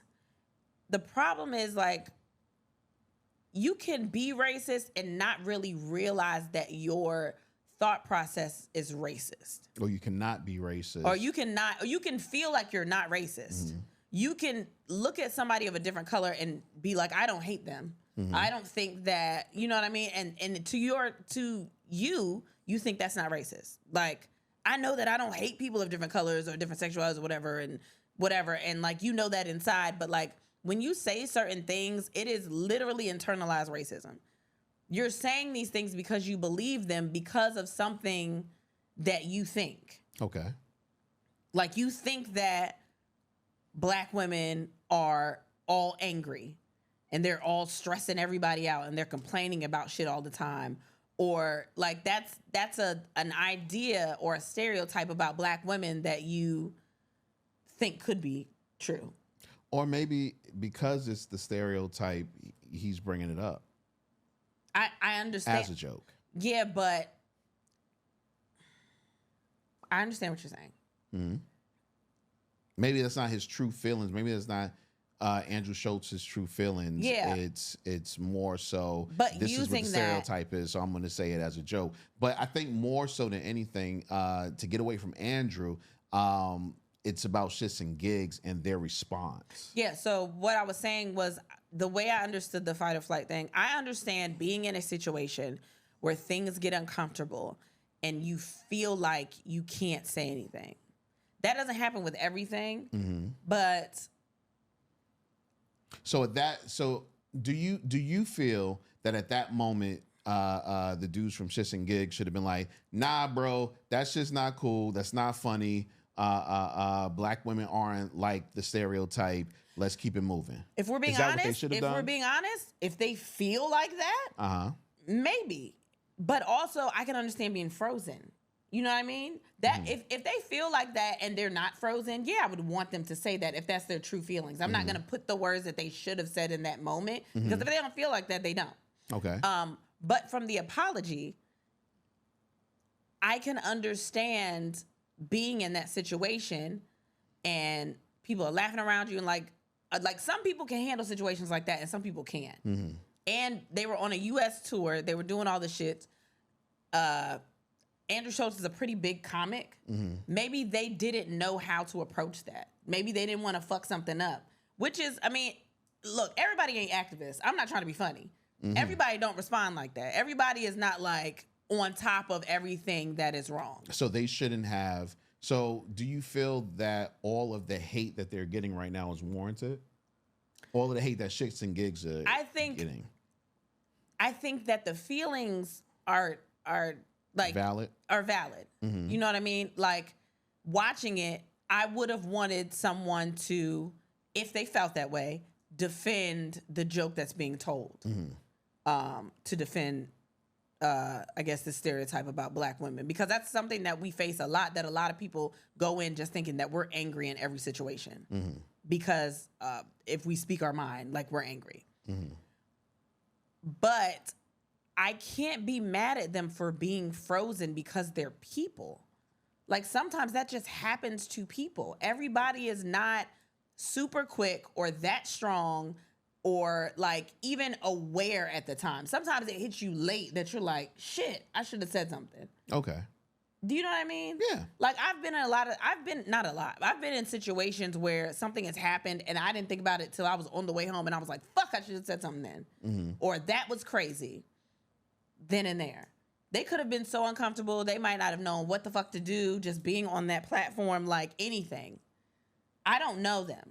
I don't know what they could have thought, but I just give a little bit more grace because they did issue an apology, because the problem is people do things and then they don't apologize and then people get mad at that. But when you apologize for not sticking up for black women. Just in general with anything. Oh, okay. When you apologize, sometimes people are like, well, don't apologize now. And that I don't think that's fair. No, I'm totally with you with that. Yeah, I don't think that's fair that people are like mad at them for issuing an apology, because if they didn't say anything, you'd be even more mad. But what if they did feel that and they didn't really think about the whole situation until later? I just give a little more grace for people being human. Mm-hmm. Now, and they honestly looked uncomfortable in that clip. I watched that clip a couple of times. They kind of looked uncomfortable, like they didn't know what to do. Yeah, I mean, they were probably uncomfortable because like, oh shit. He just said that. What do you do? Now we got to say something back. That's why they tried to do the blanket statement of we saying love all everybody. of them. Yeah. You know, and they looked like basically. they were trying to kind of peel away from that subject. And then what people might not know, but the black guy that's on Andrew Schultz's show is the one that said that means white women. Who, Alex? Alex, right. Yeah. He's the one who said that means white women. He's the one that said that. Yeah. No, but yeah, that's my only thing. They looked uncomfortable. I just try to give grace to people a little bit because they did come back and apologize. Sometimes we record, because I think they recorded that during their tour. So it's just now coming out or whatever. Yeah, this came out a couple of weeks ago. So, or I guess the round is just making the rounds or whatever. Right. But sometimes we record a lot of podcasts. I don't go back and listen to them. Right. It could have been some shit they forgot they said. That's why they didn't apologize for it. Maybe they weren't thinking about the situation when it happened. Maybe they didn't think it was that serious. We've recorded some episodes with other people that I really don't remember what the hell we were talking about. Right, but maybe they didn't think it was that serious.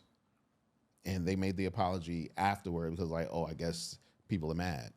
But maybe it wasn't, I guess people were mad. Maybe they looked at it again and was like, man, that is... No, that's possible. That's possible. But too. I mean, not like a flippant, like, oh, people are mad, so let me apologize. Maybe they did look at it and say, man, that's a fucked up situation. We shouldn't have reacted like that. I don't know. I hate... there are so many things you can get canceled for now. You know what I mean? But if it was a genuine mistake, I wouldn't hold it against them. But again, I don't know them. I don't know what they're going through. That's just me personally. I'm not speaking for all black women, but that's just me personally. So I don't know. Okay. What are your thoughts on it? I don't care. You just had me do all that. What are your thoughts?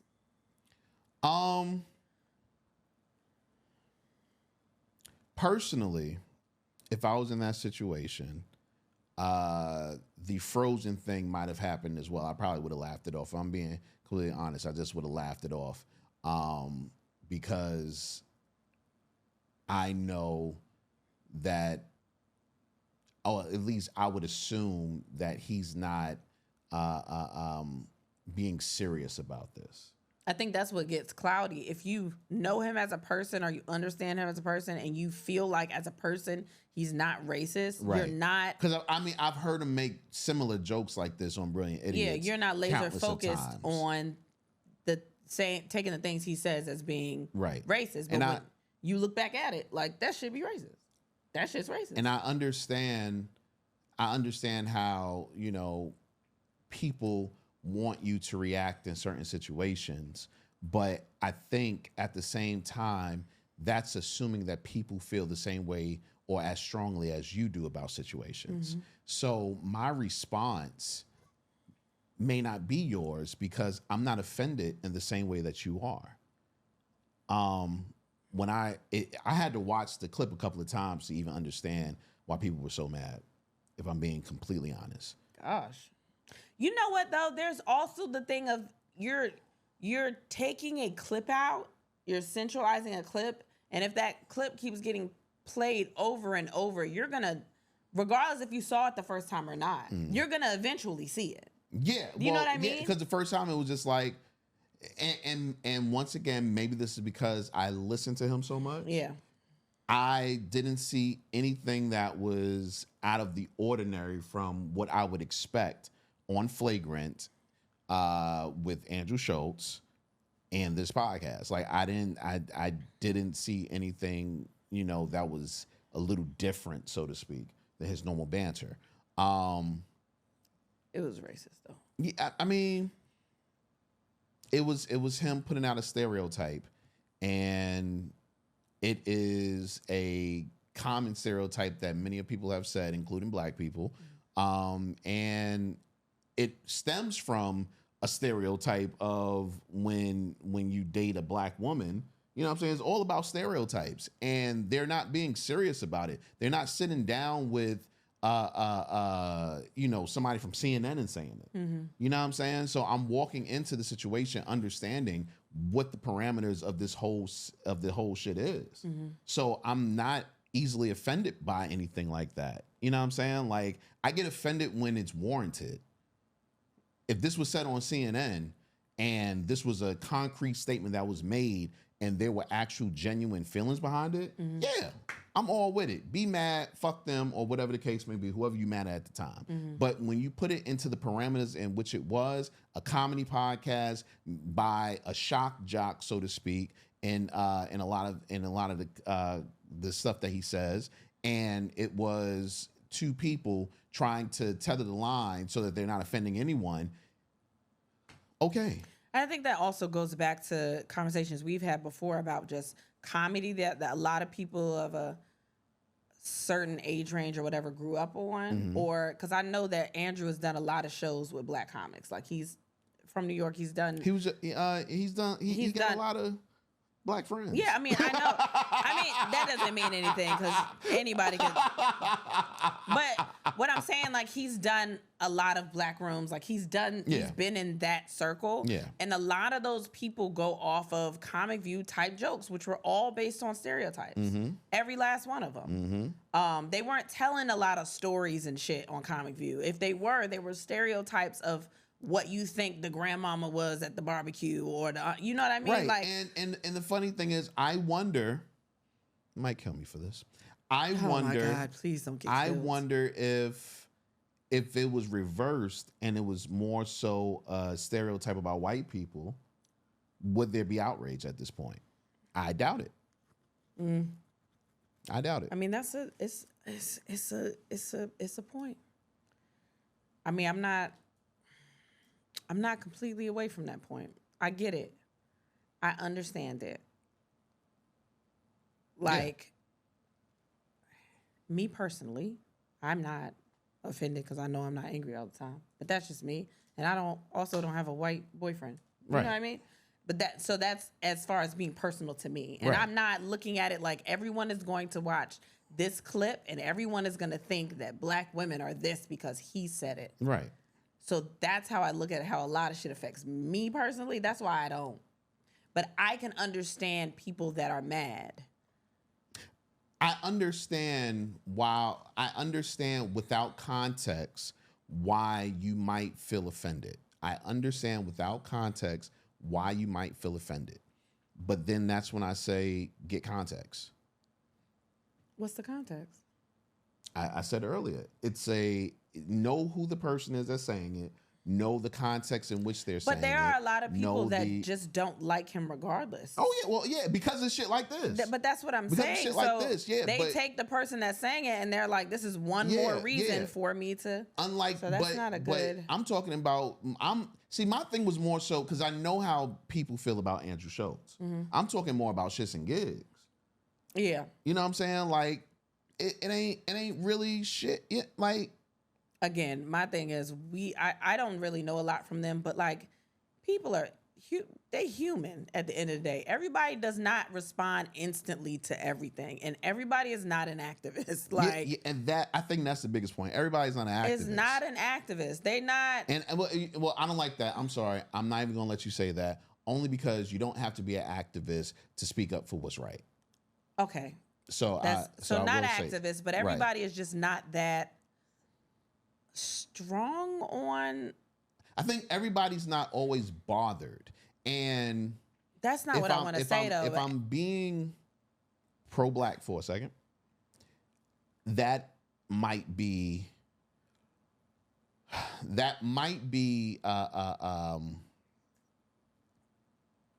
training, so to speak, What? from the country over years and years and years to allow things to just slide off your skin and to not show that you feel a certain way. So, like, I get it. I completely understand. But once again, that's when I fall right back into the context of the case. Now, I understand it. I completely get it. Me personally, at first glance, second glance, and third glance, did it affect me? No. But maybe You're also not a black woman, so. Well, yeah, it didn't affect me. But at the same time, that might be through generations of something that is just way too deep to even get into right now. You know what I'm saying? Like it. So, but if you're mad, I get it. Would I cancel shits and gigs off of this? No, leave them alone. Yeah, let them thrive. Yeah, it's not. I'm not there. Yeah, I'm man. not there.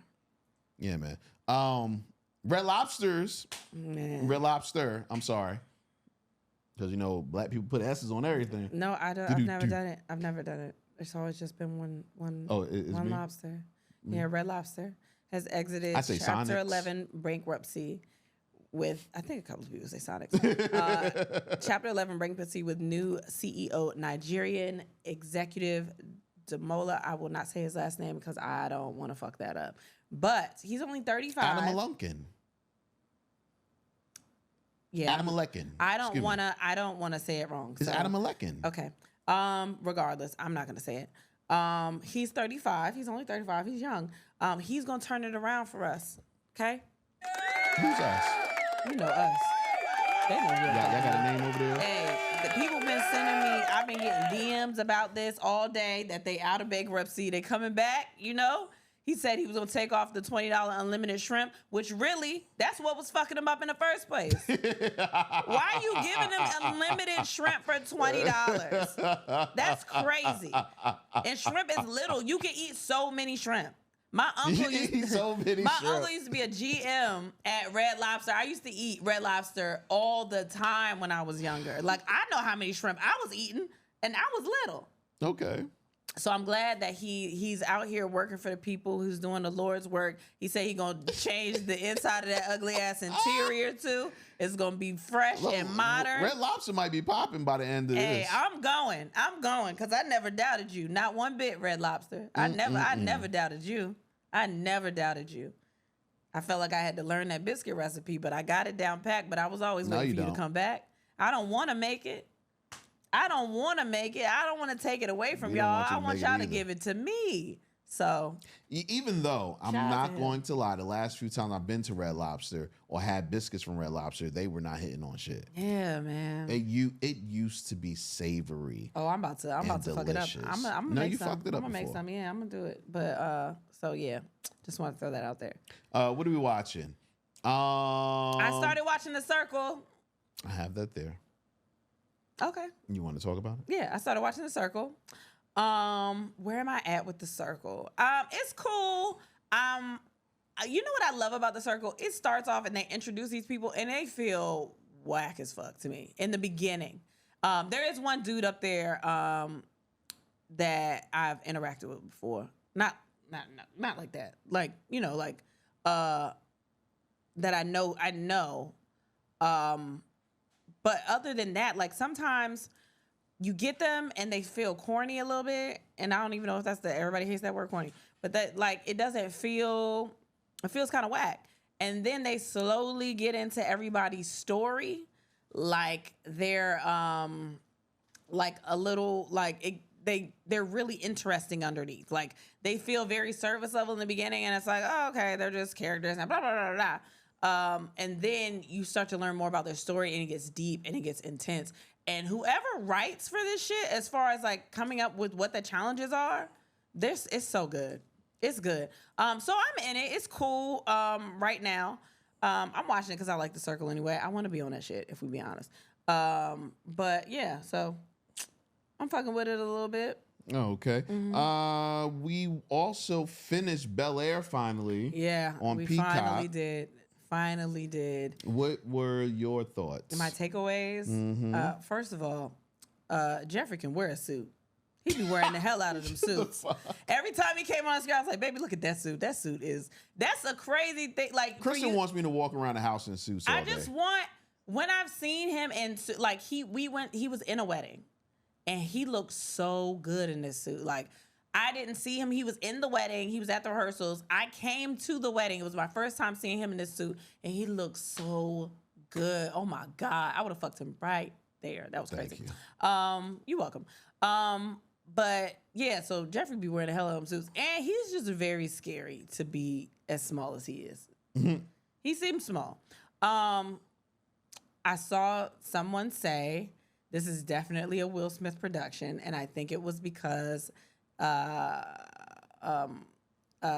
Uncle Phil and Vivian and Viv. Why is my brain? Because they swapped with some couples and they went and had a little weekend or whatever. I'm not mad at that, obviously. Where am I at? They got to stop blaming Will for everything. I don't like that shit. Because Carlton blamed some stuff on Will that really didn't have nothing to do with Will. And I don't like the way they be ganging up on him. But also, some of the most impeccable acting I've ever seen.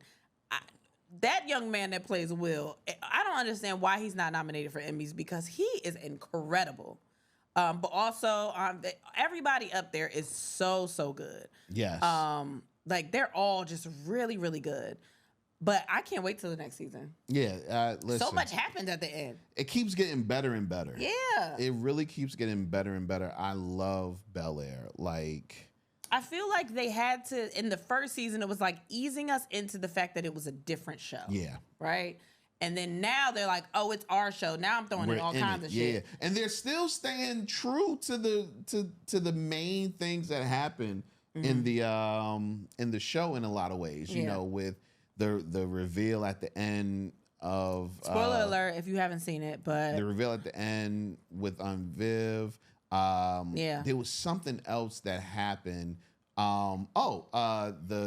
Will's mom dating somebody. It was just a couple of things where they're still throwing here and there. Yeah, it's like, oh yeah, remember this happened on the regular show, but it's completely their show. It's really a great show. It is good. I love the fact that they did explore the relationship between Jazz and Hillary. Oh my gosh, I love that they explored that, and I love how they ended it. Oh man, it's gonna be good next season. But even with that happened in the it happened in the regular show. I didn't even think about that until now. It happened in the regular. It was just a little different.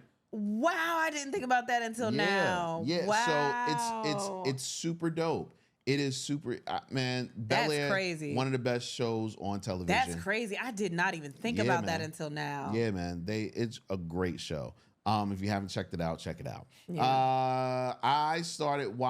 We watched New York After Dark on Peacock. That was with Colin Jost and Michael Che. They're Peacock's first stand-up anything, basically. Yeah, so it's some drop-in comics that came, quote-unquote drop-in. It was Alex English, Amina Amani, shout out to her. Oh, I love her.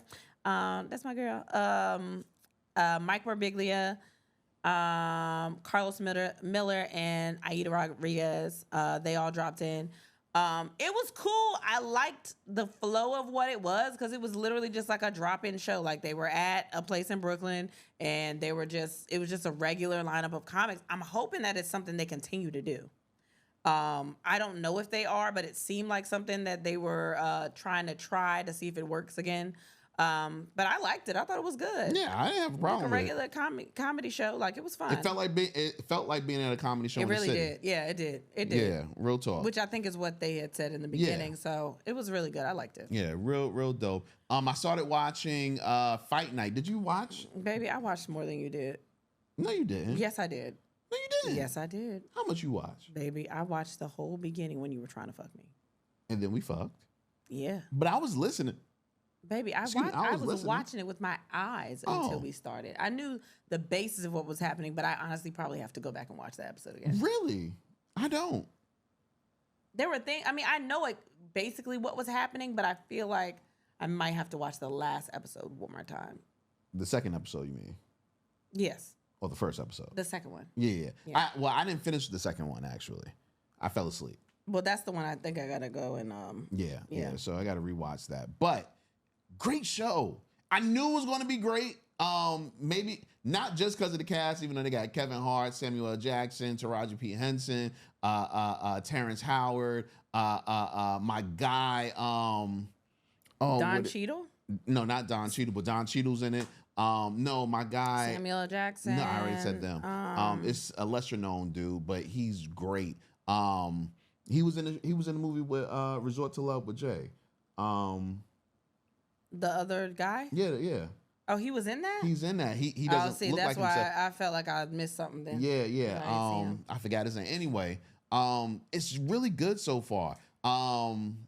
Really good. Check it out. You was about to say something else. Okay. And I watched the first episode of their Aaron Hernandez story on FX. Yeah. That's good. It's good. It's good. I know the story already. Like I've seen Mad Docs on Aaron Hernandez. But it's good. It's good so far. There's a couple of things that are out that I want to see. Oh, I watched Fall Guy on the plane. You did. Which I liked. It's like I like the dialogue between Emily Blunt and Ryan Gosling. I like Emily Blunt anyway. I like both of them, but it was more like the chemistry that made it funny. But it was a good movie. I enjoyed it. I watched another movie. Oh, I watched Ezra on the plane, and Ezra is about a comic that has an autistic son that's co-parenting, and basically something happens that... Is it a true story? I don't think so. I don't know. I'm not sure. Something happens that triggers like a road trip where he like takes his son away so he could, quote unquote, basically they were trying to medicate him and he didn't want his son medicated. So he kind of like took him away. And it was good. I don't know what I was expecting from it. And maybe I was more emotional towards it because, I mean, it was a comic and an autistic son. Like, it's, you know what I mean? But as a movie, it was like, okay. Like, I got teary-eyed towards the end a little bit, but I almost feel like I forced those tears. Like, it was an okay movie. Yeah, you said to me later, you was like, man, I wanted more tears. I did. I thought I was going to cry because I was like, oh, this is so relatable. Autism comedy. Oh, my God. But it was okay. I just expected more from it. Okay. Like, you put on a movie that's named by one person in the movie, and it's an autistic child, you think you about to cry your eyes out. You know what I mean? When it's a name, I get it. If it's not a comedy, if it's a name, then you're like, oh, this is about this one person, and they're gonna just take this movie and you know what I mean? I get it. So, note to self: never name something one name. Yeah, you can't name it off of one unless person. you have mad tears when ready. It's named after one person. What was the movie with Tom Hanks when he was like, was it Tom Hanks and he was older? Big? No, I think it was. What was the movie that we watched when we were in Detroit? And everybody said it was going to make us cry, and it was about one guy. And but I think that was a name. That was on Netflix. Otto. That's what I'm saying. But no, it was more than one. It was something Otto. But it was about him. Yeah, it was about Otto. I'm saying, when you say it's about one person, you usually think there's going to be tears. And that one gave me tears. We teared on that. So I watched this thinking, I'm going to feel something. And it was just cool. Okay. But, yeah. Okay. You didn't watch something on the plane? No. I watched my eyelids. Damn. Okay. Yeah.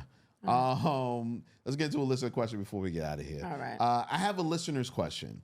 I have an ex that's my friend now, and we were discussing sex with our different partners in life, and I told her that she is a selfish lover. She doesn't think so. So can we get you and your wife's definition of a selfish lover in the bedroom? I'm guessing that's just like a pillow princess, right? Somebody that just lays there. I don't like labels. Can you explain? What you Oh, mean? I guess someone that just kind of lays there and lets the things happen. They don't really reciprocate the things. I don't get that from selfish lover. What do you get? I think a selfish lover is a person that only worries about their pleasure in the situation. Okay. Period. Okay. I get that. I guess your definition is a little bit better. So I guess that's the regular definition. So there's the answer. I don't Have really you ever know. been with a selfish lover? I don't think so. Really? No, they've always just tried to work for me. Have you? Oh, I did. I mean, I had one, but it was like a one-night stand thing. Have you ever had a selfish lover? I mean, have you ever been a selfish lover? I don't think so. I'm a pleaser. I like to please. Okay. I like to make sure that because I've gone many a night with no nut for myself and a nut for them. Okay. I don't think that's selfish at all. Okay. Cool. Oh, that was an easy one. That was easy. Yeah. That was an easy one. You can always hit us up on our socials with a listener question, or you can go to our email at andthenwepod@gmail.com for a listener question, and we will answer them at the end of the pod for you. Yeah. This has been fun. We got so much more to cover up on Patreon. Yeah. So if you aren't a member of Patreon, jump on there right now and become a member. Not a free member, because free member you ain't getting shit. That's just real. Yeah. Not even a question of the day. I'm sorry. You got to be a paying member to play with us on Patreon. I was about to say, what are you saying right Yeah, you know, I had to finish that sentence. Okay. But join Patreon, man. It's a lot of stuff up there. It's a lot of fun. And we have even more things to come on Patreon. I'm so excited about Patreon and what we're doing over the next couple of months to really build it out for you to be a one shop for all things content when it comes to us. And to be as integrated with the content as possible when it comes to making sure the things that you want to see get out there. Yeah. But yeah, man, this has been I've been fucking with my hair all day. You have. I cut my hair out of just being impulsive while we were in Tacoma, I think. Mm-hmm. I just cut my hair. Yo. So I've So been she's fucking with naked in the it. mirror and she screams out to the bathroom as I'm in there, "Baby, tell me to stop." And I said, "What?" And she's standing there naked with a pair of scissors in her hand. "I cut all my hair." And I'm looking, "But you have hair on your head." "No, but," and then I looked on the floor and I see how much she cut. I'm like, "It looks cute. Fuck it. Just don't cut no more." I just cut it. And it just feels, I've been fucking with it the whole time. It feels weird. It's but cool, man. okay. It fits you. Okay, thank you. Like right now, you about to go pick up your kids. And I am. Yeah, you see? It Come fits on, you. look at that. Look at lifestyle. Yeah, man. Lifestyle. All right.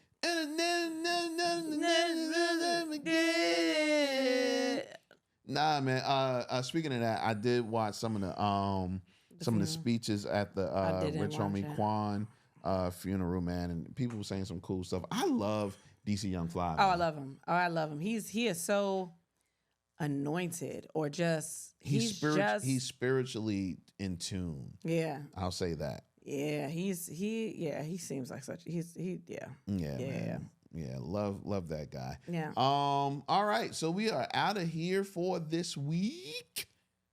Love you so much. Bye. I didn't even get to. Oh, okay. Do it again.